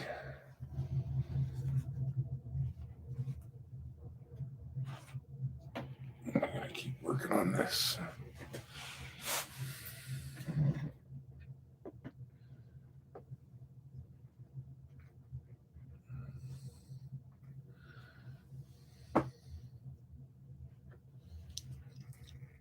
So what I've done with this one so far is I did,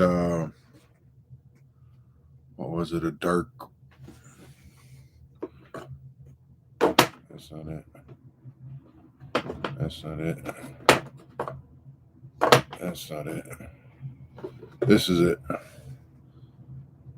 Wash for dark vehicles. And then for the rust spots, I did deck tan to start. And then I went through with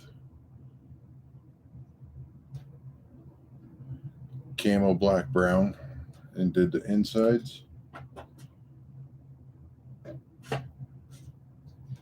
Then I did red leather over top of that, which gives it It kind of changes the color of the deck tan a bit to like that rust color. And then I went through with orange rust and did some of the streaking. It was definitely not one of my better rust streaking days for whatever reason.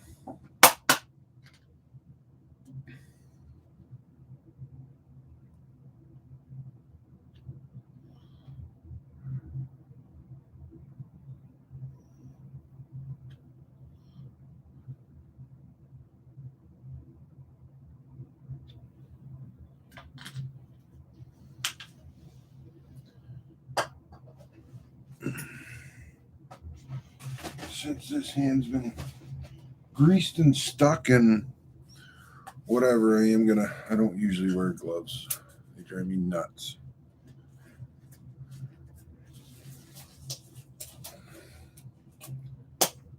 But I'm gonna wear one today. No glove, no love.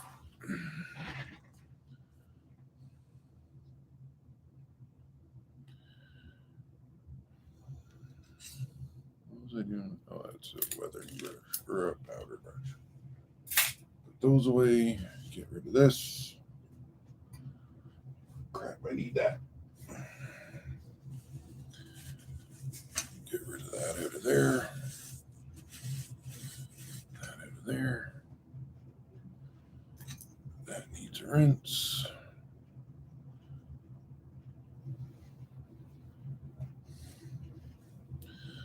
Now what I'm gonna do is find, is it this one? That one's a little bit messed up. Is it this one? It's the O2. No, that's the 0. This is the O2. Yeah.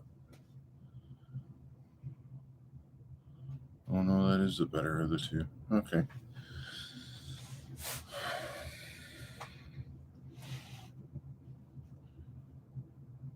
I think maybe. Let's see what happens. Nah, we'll just skip right to this. We'll do the dark streaks.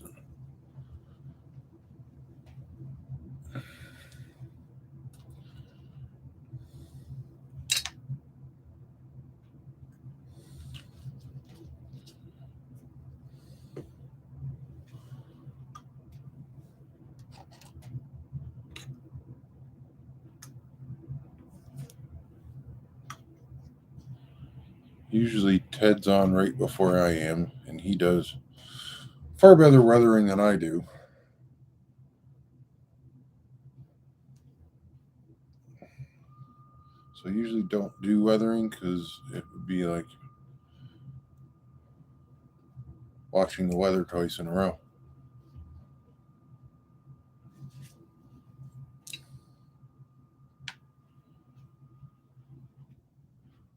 I need to put this upwards a bit more.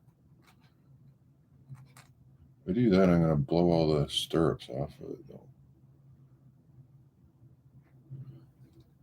I won't be able to talk very well because I hold the brush in my mouth.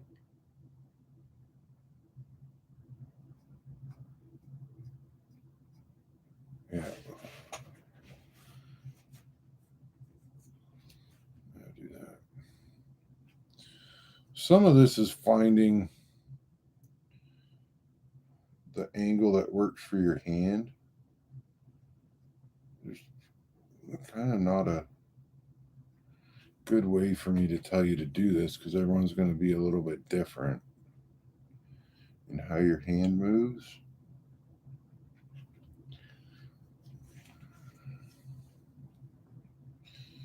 Like I know when I'm doing, wow, that stinks, boy. Odorless thinner my butt.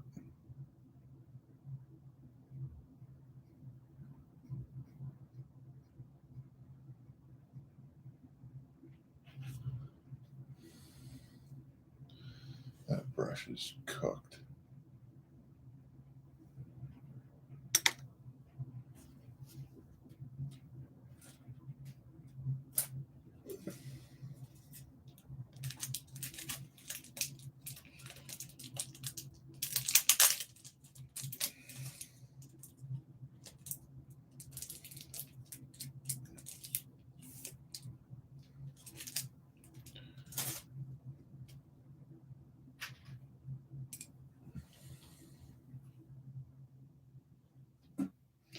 Oh, that's why it smelled so bad. I had the paper towel I used to clean it up with in my hand. My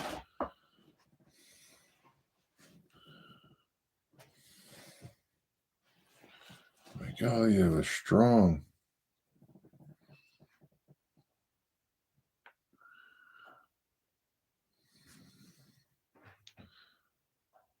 So for this one, I did find a picture of this car. I would like to say I know how to put it up on the screen, but I don't. I found it on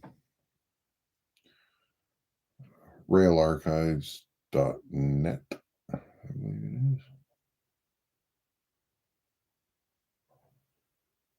They had talked for too long and then the friggin' paint dried.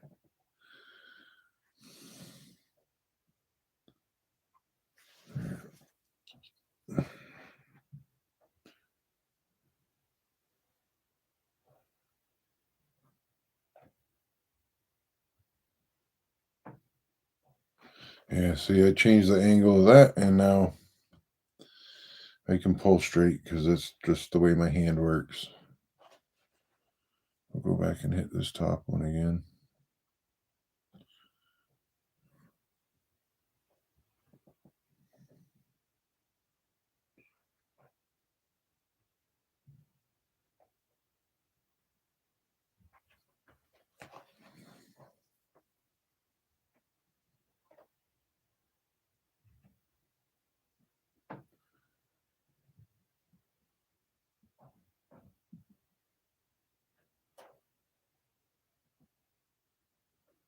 It just does not want to pull right out of that corner.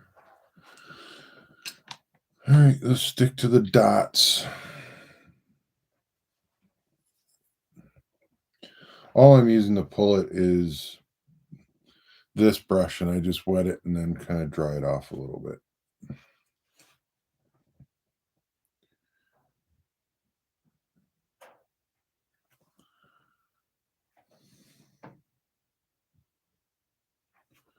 So I kind of followed the prototype photo, but not really.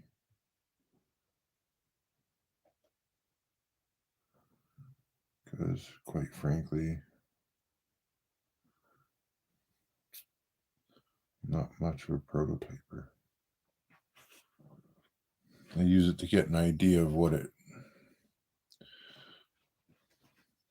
or how it sort of looks. And then I adjust from there to how I want it to look.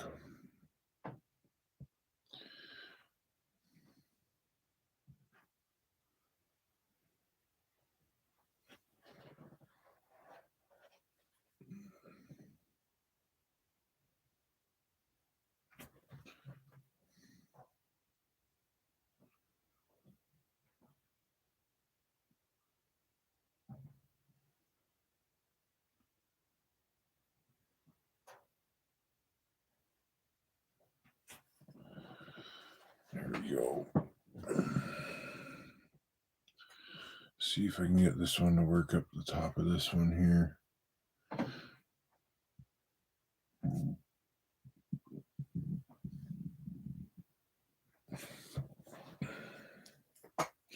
I just add like a little tiny dot for the dark. When I do the lighter color, I do more of a brush. Like I'll turn the brush this way to do it.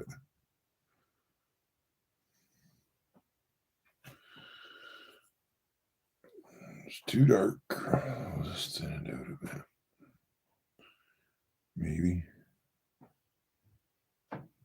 Yeah, there it goes. That turned out all right.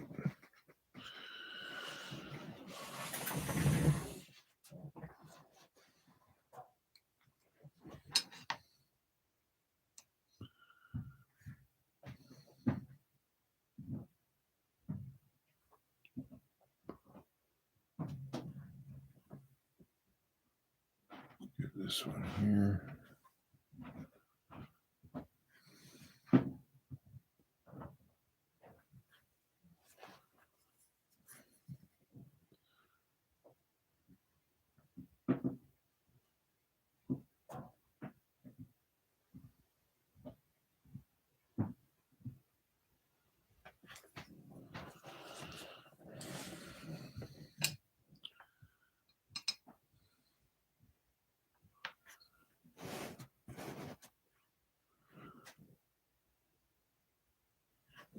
is pretty hard to see. Oh, I won't be able to do it like that. Wonder if I can move this camera. Or can you see it okay? Well, maybe, yeah.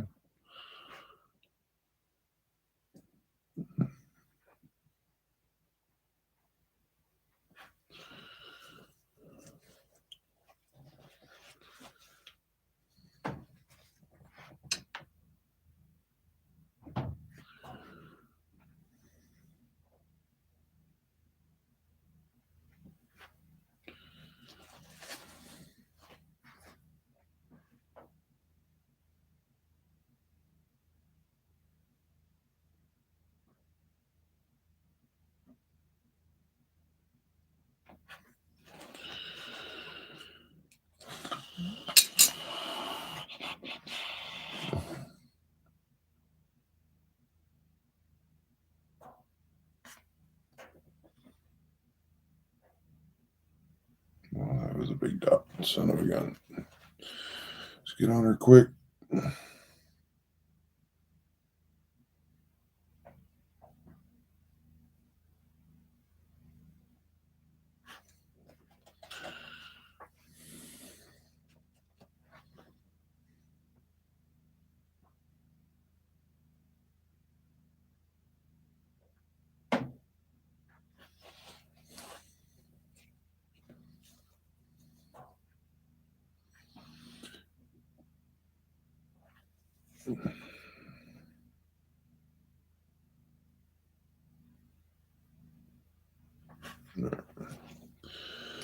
Get some on this one.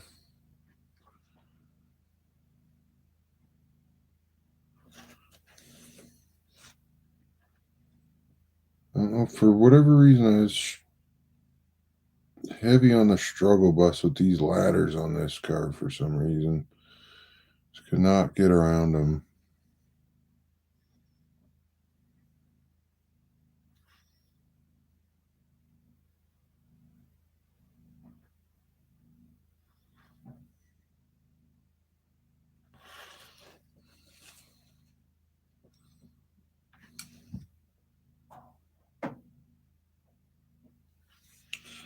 The shakes are kicking in pretty good tonight. I'm gonna go.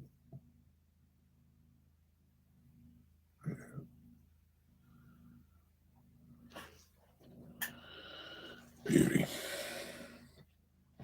I don't like doing the dark streak on everyone because that's usually all right, John.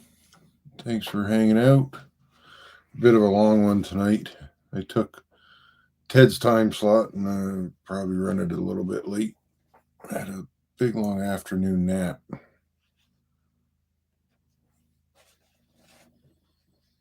time is it? 11 o'clock. I take it right to midnight and then shut her down.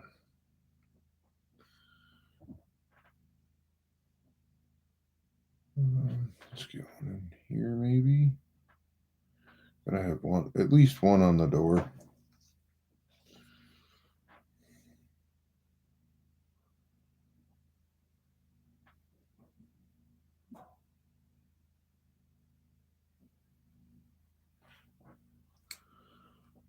All right. Try another one. Keep going until I screw it up.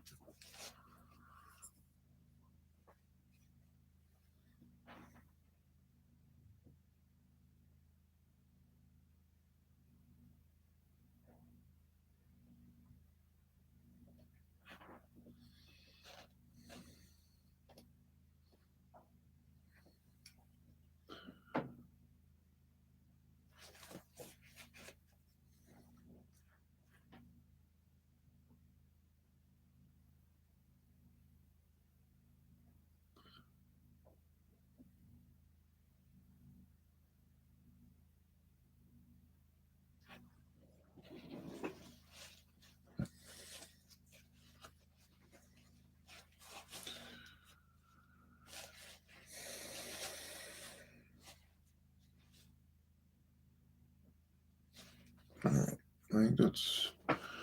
Let me take a look. See if I see anywhere else that needs one. But I don't like doing the dark streak as much because that's, rust that set in really heavy and has started to run where, it's a little more common for that light rust to run a bit or run a lot. Sorry. It's been around for it's the first stage of rust, like a surface rust. So it'll move a little bit quicker.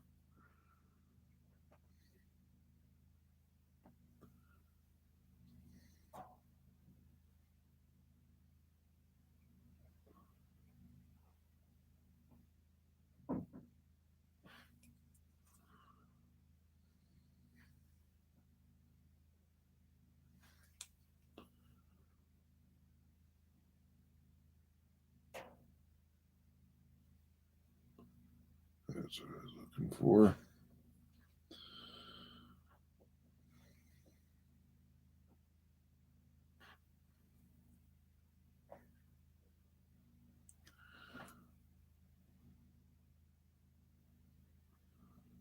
Sort of, again, letting the paint decide where I'm going to do it, depending on how the first round of rust went. These spots where it ended up being like a big wide streak is where I'm aiming for now.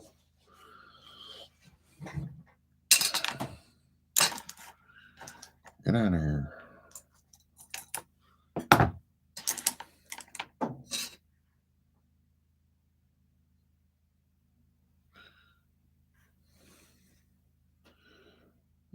Get one right there, and I think that's it. And this paint's starting to kick off a bit. Oh, that's a doozer.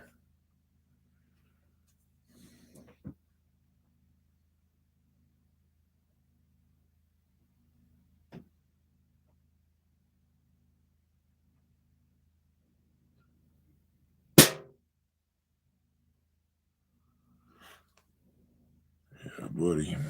That's that. Alright, so I think now what I'm going to do is do the wash. Do the wash.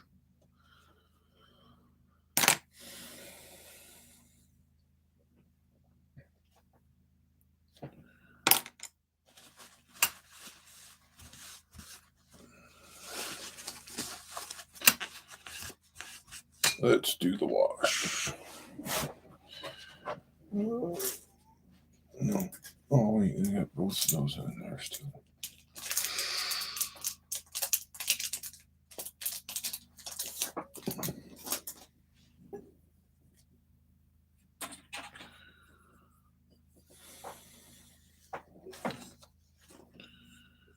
And this is all part of a rust kit I got. I lost the paper now that I've been moving everything around. But it's a Vallejo kit. Comes with a nice set of instructions for doing these rust spots. All the paints you need.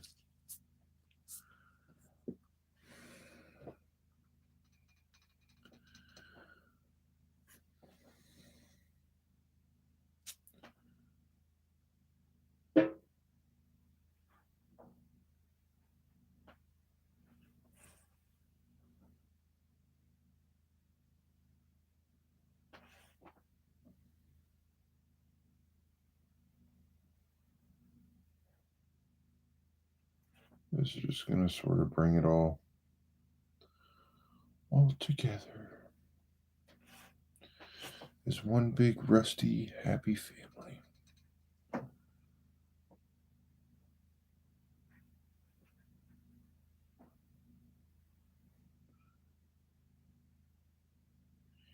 You can sort of see once it hits that stuff that I've already done, it changes it fairly dramatically to the better.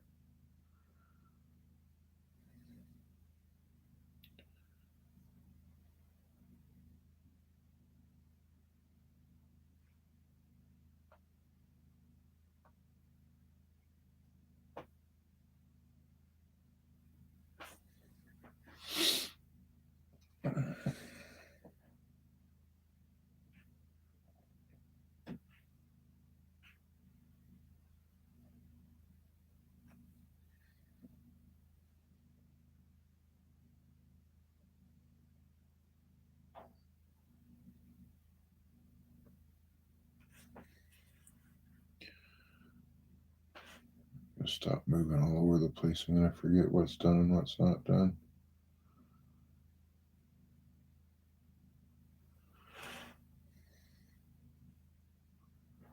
I don't like it in there. Let's actually do this whole panel. Change it up.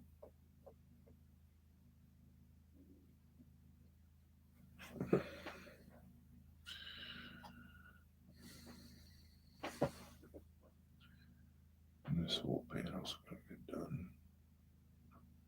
So there's just rust everywhere on this one.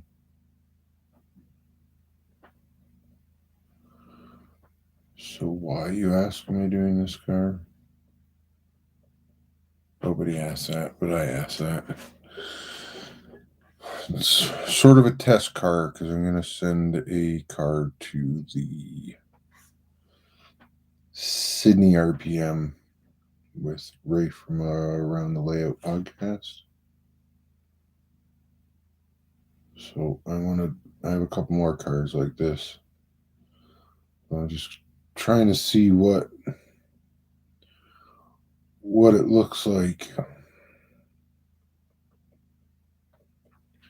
And if I'm happy with it or if I need to change up the technique.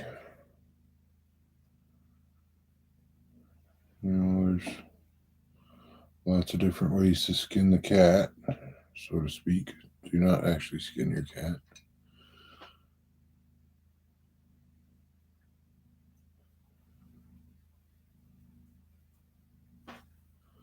Like some stuff I take from Ted. I watch his live stream every week and I'm always paying attention to what he's doing.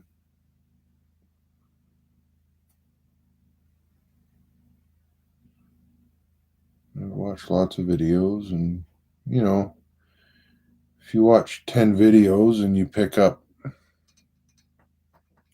3 things that you like, or that you're like, I have the artistic ability of an apple, so I have to pick and choose what I try to do.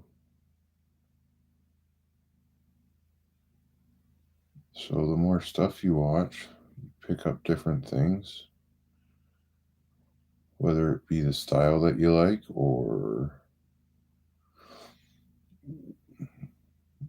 what you have to work with too, right?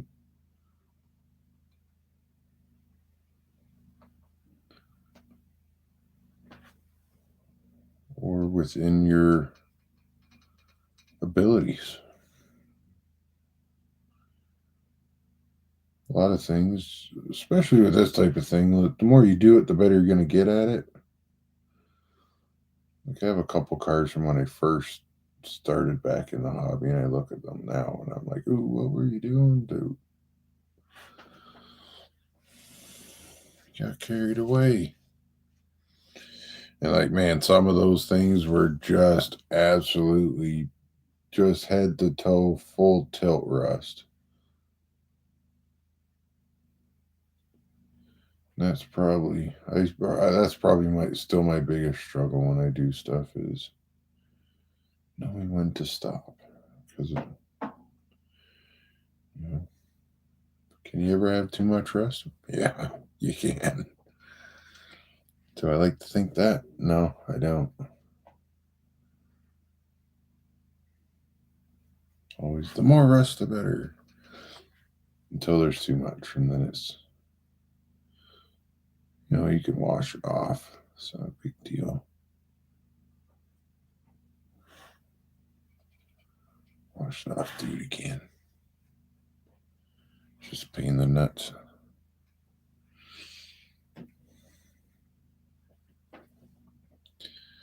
Or you leave it to remind yourself, like, hey, remember, stop a little bit sooner next time.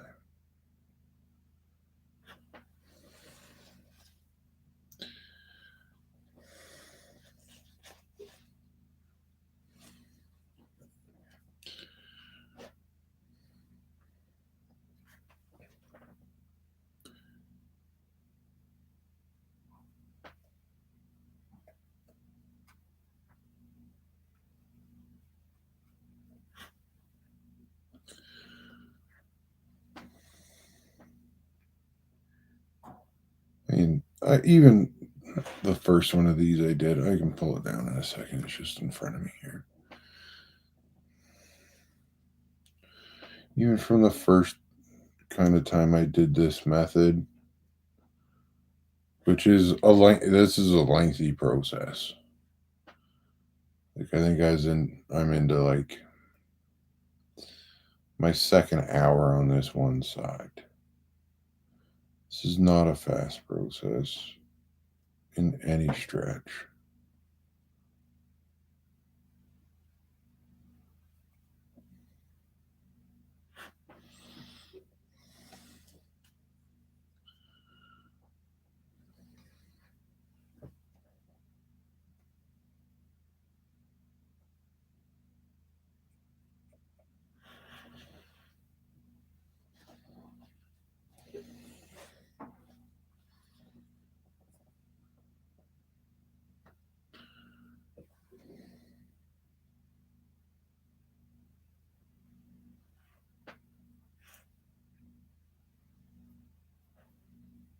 You see right there, I was going to do one thing.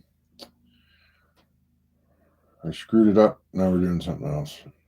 Just going full panel on this one. Had an idea and had to pivot.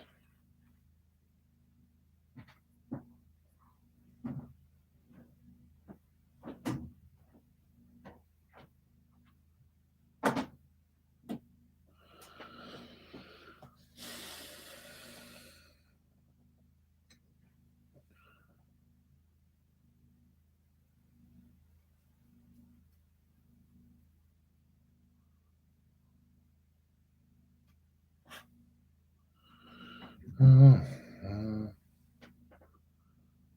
know how I feel about this card yet. The main color of it's weird to begin with. Like it's a cool color, like I like it. But for adding all this stuff is a bit of a weird color to work with. Which is why you're supposed to use the color wheel, probably. But it's sort of a faded paint already, so I didn't really do much in the way of fading on it.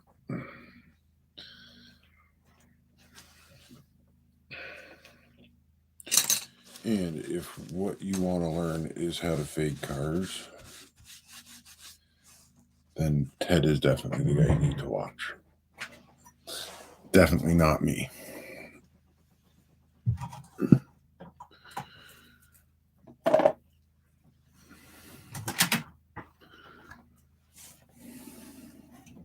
So, 2 cars.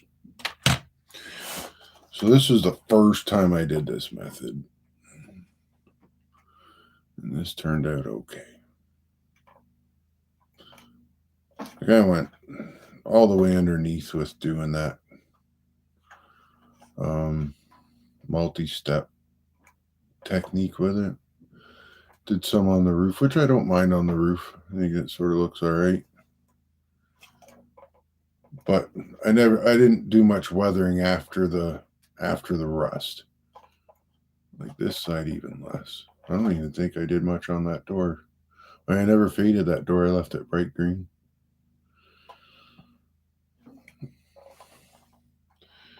But it turned out okay. Turned out well enough that I did it again. And this was just like one of those train show finds. It was a Boston main car. I patched it out and sprayed it with some colors and then tried a different technique on the roof, which I kind of liked how that turned out. And then a bit more weathering with some kick up on the ends and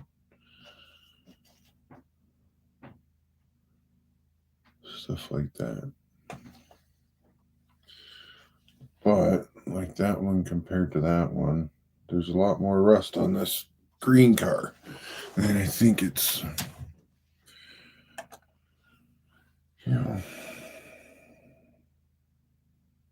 maybe it's just more noticeable from because of the color.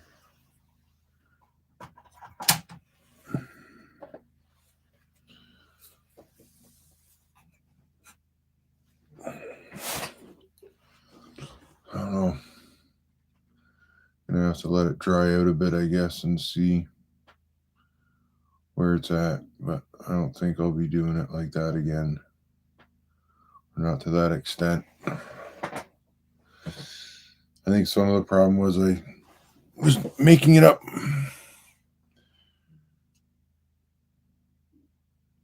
All right, Bob. Take care. Thanks for hanging out.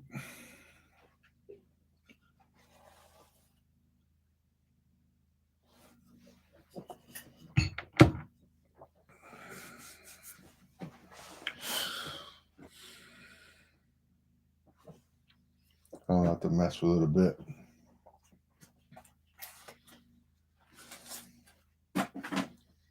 But the one thing I know is the way I'm going to do the roof. And what did I do on that one?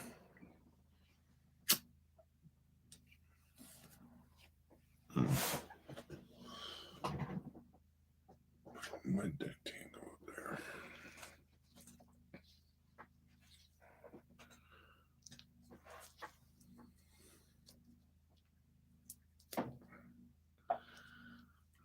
Yeah. Start on the roof. See how much I get done on it.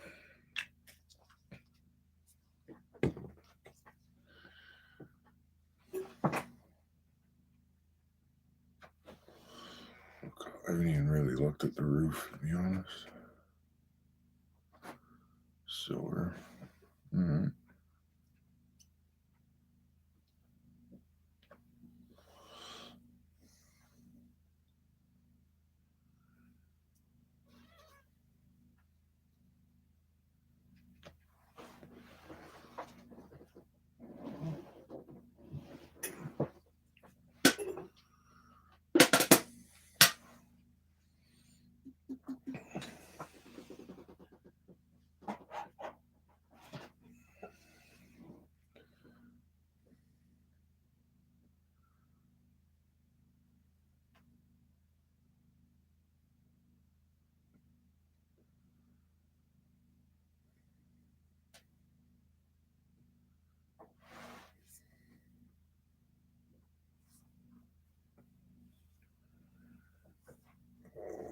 I'm just trying to find a link here. I'm going to put in the chat for Ted's channel.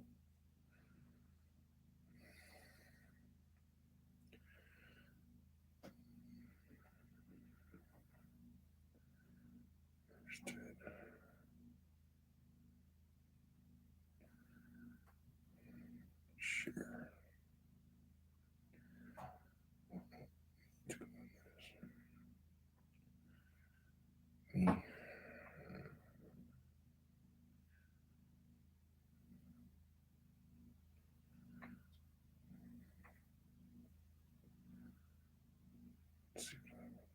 Yeah, there we go. So Ted usually goes Saturday nights at 9. And the way he does it, he gets a whole car done in about an hour.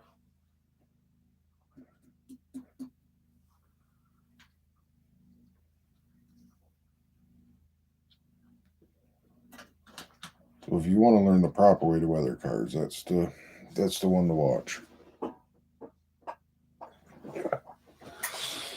This will probably be the channel you want to watch to learn what not to do.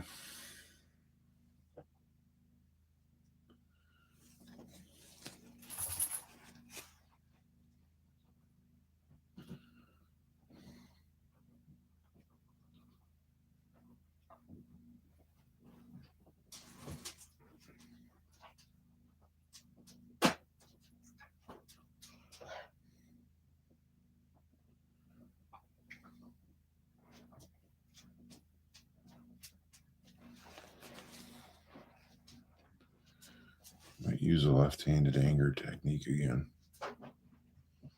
Or if you're left-handed, then it's right-handed anger.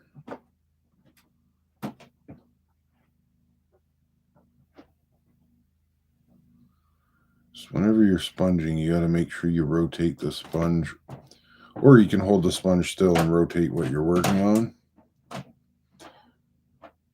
But if you don't, you're going to end up with like a Gucci pattern in your rail car. This one is cooked.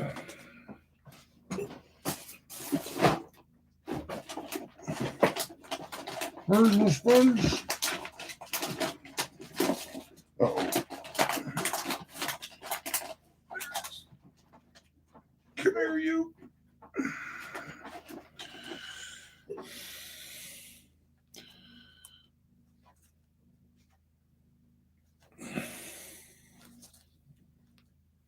Come on. Usually I try and tear off the sponge so it's erratic.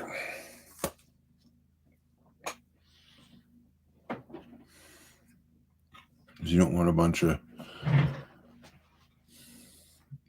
square rust spots on your car. This is the guy.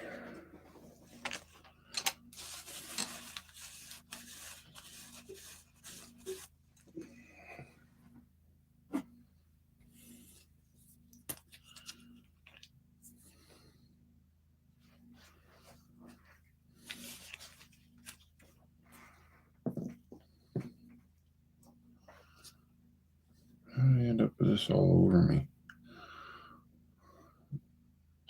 One thing with this paint is it dries quick, so you can kind of move step to step fairly fast. The downside is if you don't move fast, it dries before you can do anything with it.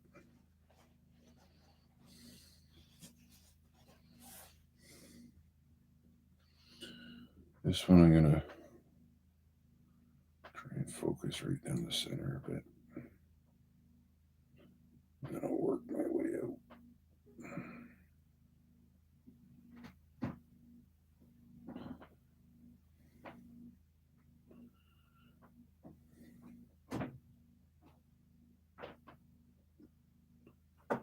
My sponge is a weird shape though.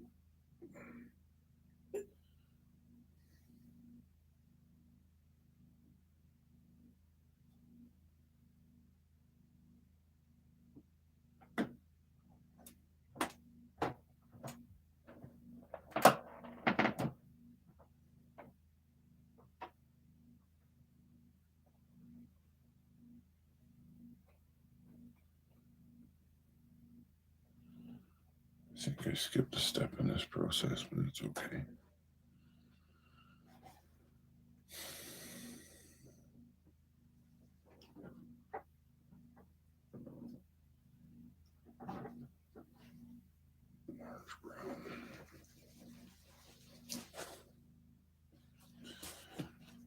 By the time I get this next paint into the thing and onto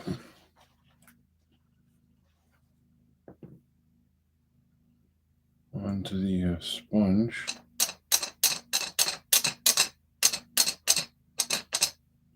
this first one's going to be pretty well dry, except for where it was real thick. I'm just going to avoid that and I'll hit it on the way back.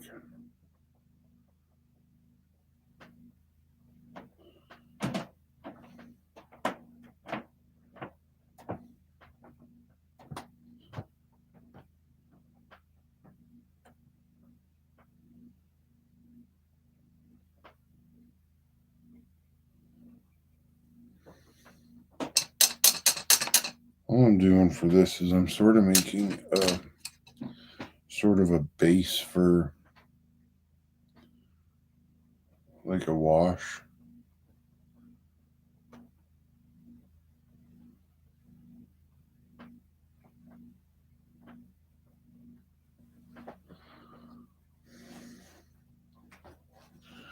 Let's clean this out.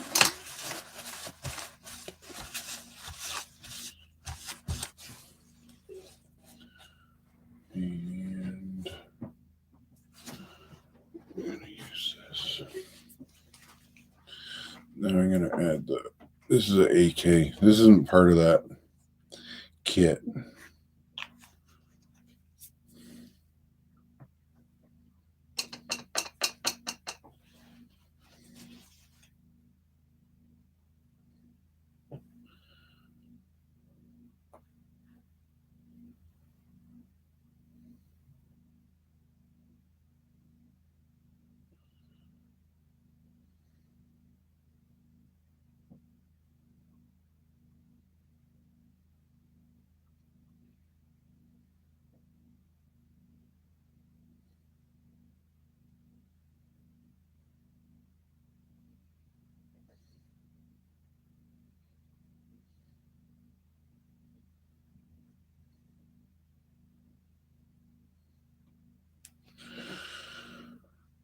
right. So now I'm going to stand this straight up because now we don't want the wash to travel to one side.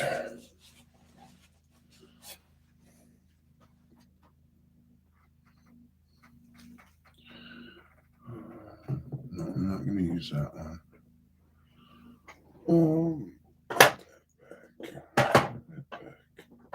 That back.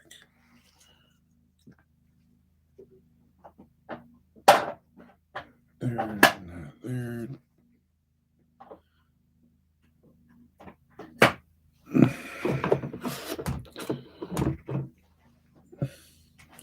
Just going to use these two, dark rust and a regular rust. So that way I can get a bit of variation with it.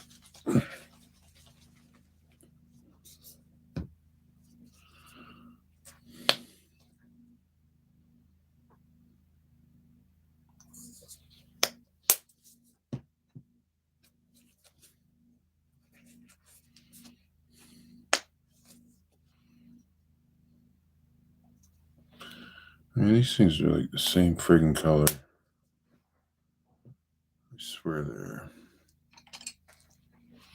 real close to it.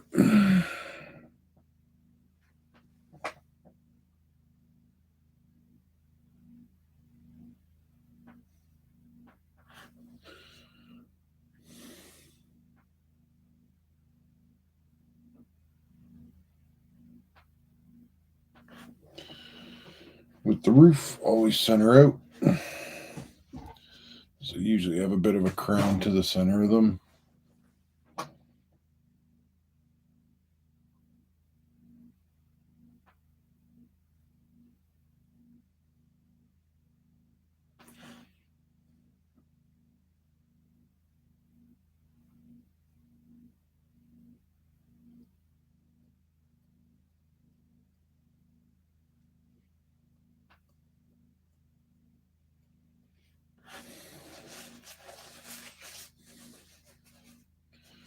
Now, depending on the type of paper towel you use, this one's got a bit of a, not a full pattern. So sometimes I'll do that to just, get like the kind of the spots in it where it's a bit lighter. I do that on pavement a lot. I don't know if it's something I should be doing or not, but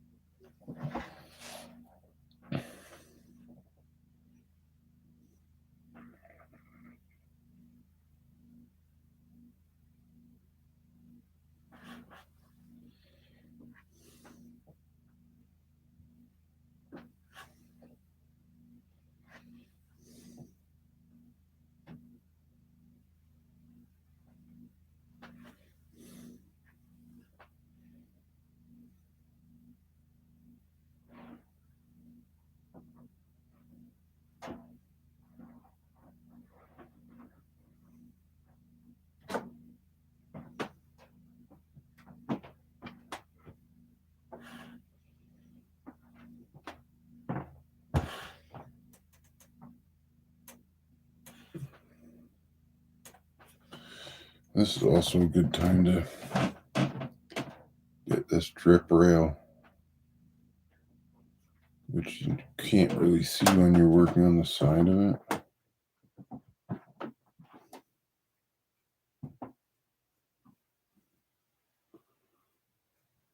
Which is probably the one spot that should have.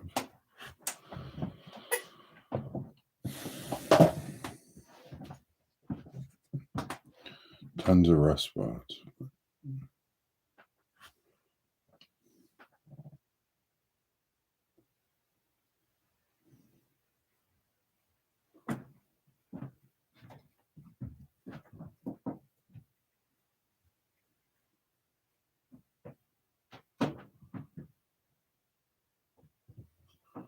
I'm going to have to go over this whole roof again.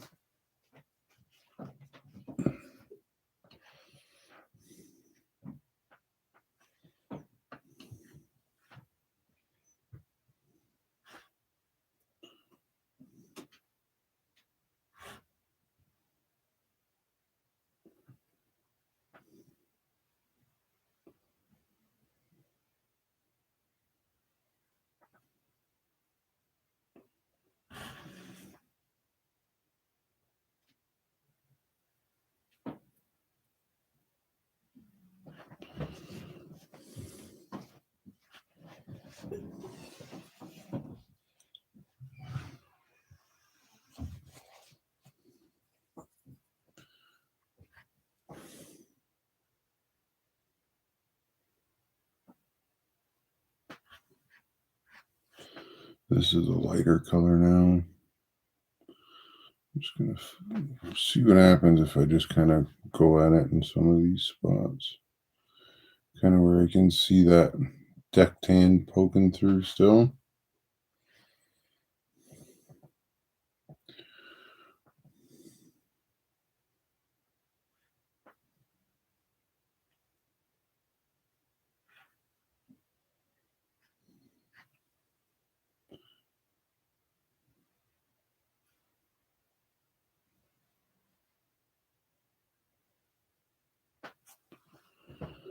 I think I'm going to just have to let this dry out. Go at it a bit differently.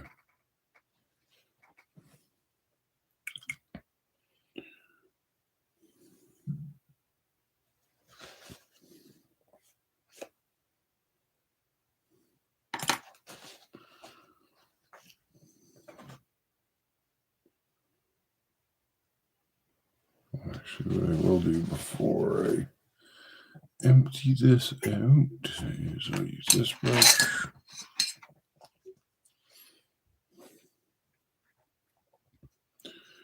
And I'm just going to get some stuff underneath here.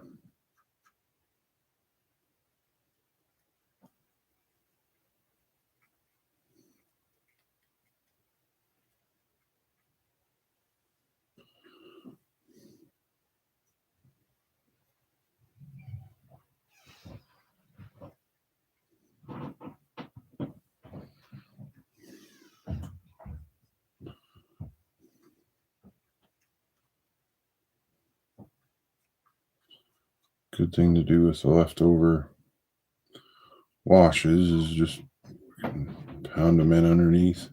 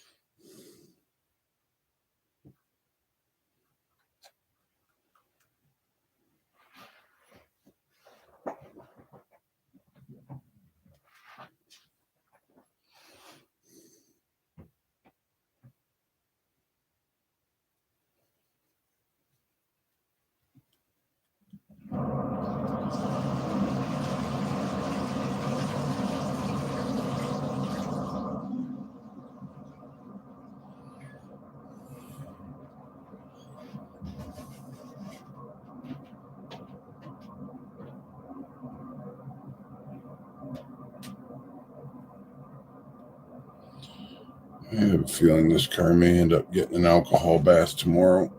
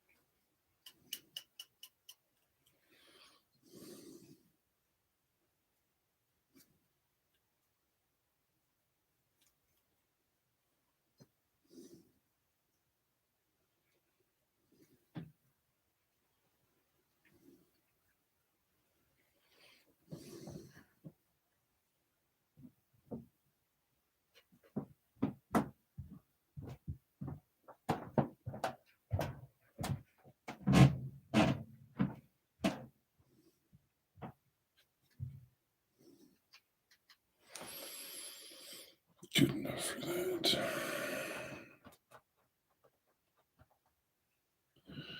Yeah.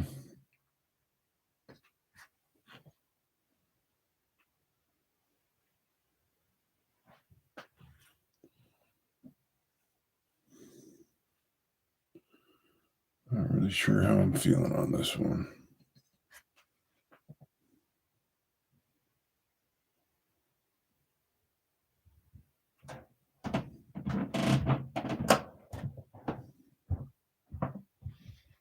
On that first one I did, I got real brave and even hit it with the airbrush.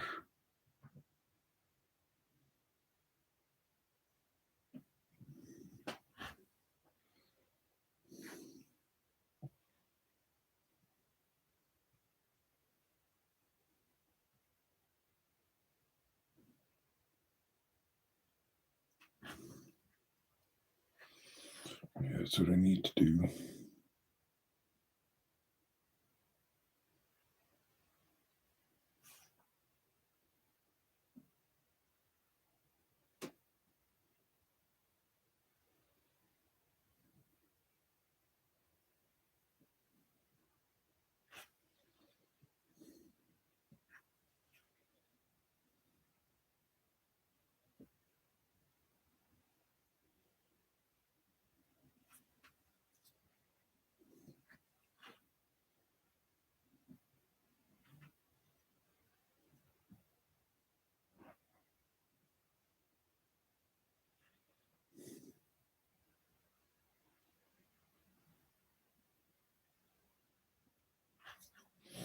Yeah, I definitely missed a step from the way I did it on the other one. I don't remember what it was.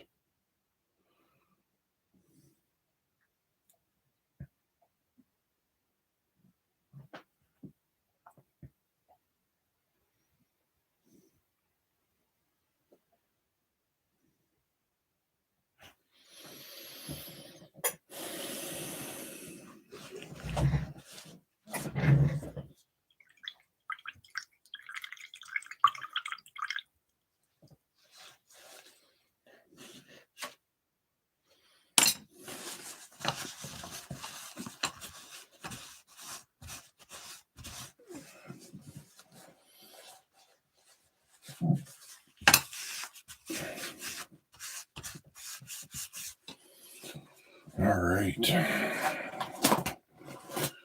So I think that is where I'm going to call it for tonight. Thanks to everyone that was hanging out tonight. What day is it? Sunday. What's on Sunday? Oh, the call's on Sunday. Monday is Mike and James with Off the Track. And then Wednesday, who's Wednesday? Wednesday is Humanity Junction. Thursday this week is Go Via or Go Home. And then Saturday is Go Via or Go Home again at 7. Ted, the link in the chat for his, or the links in the chat for his channel, he's on at 9.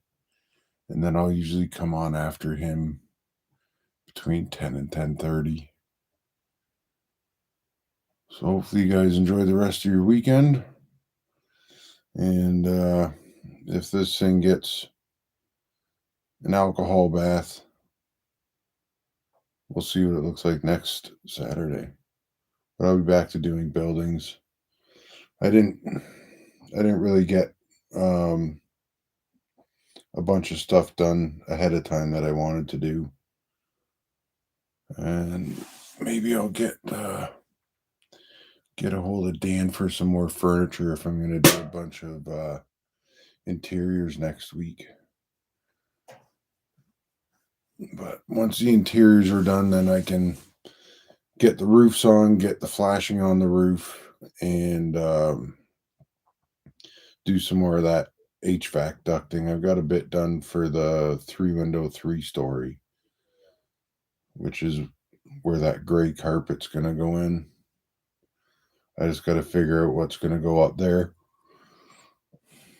I have basically 2 rooms of stuff for the 3-story 2 window. And then I've got the 2.5 window and the 3 window 2 stories to do. One being a laundromat, one probably being maybe a bar in the bottom, apartment top, and probably an apartment or a tattoo shop on the top of the other one. Hopefully you guys all have a good week, and I will catch you on the next one. Take care.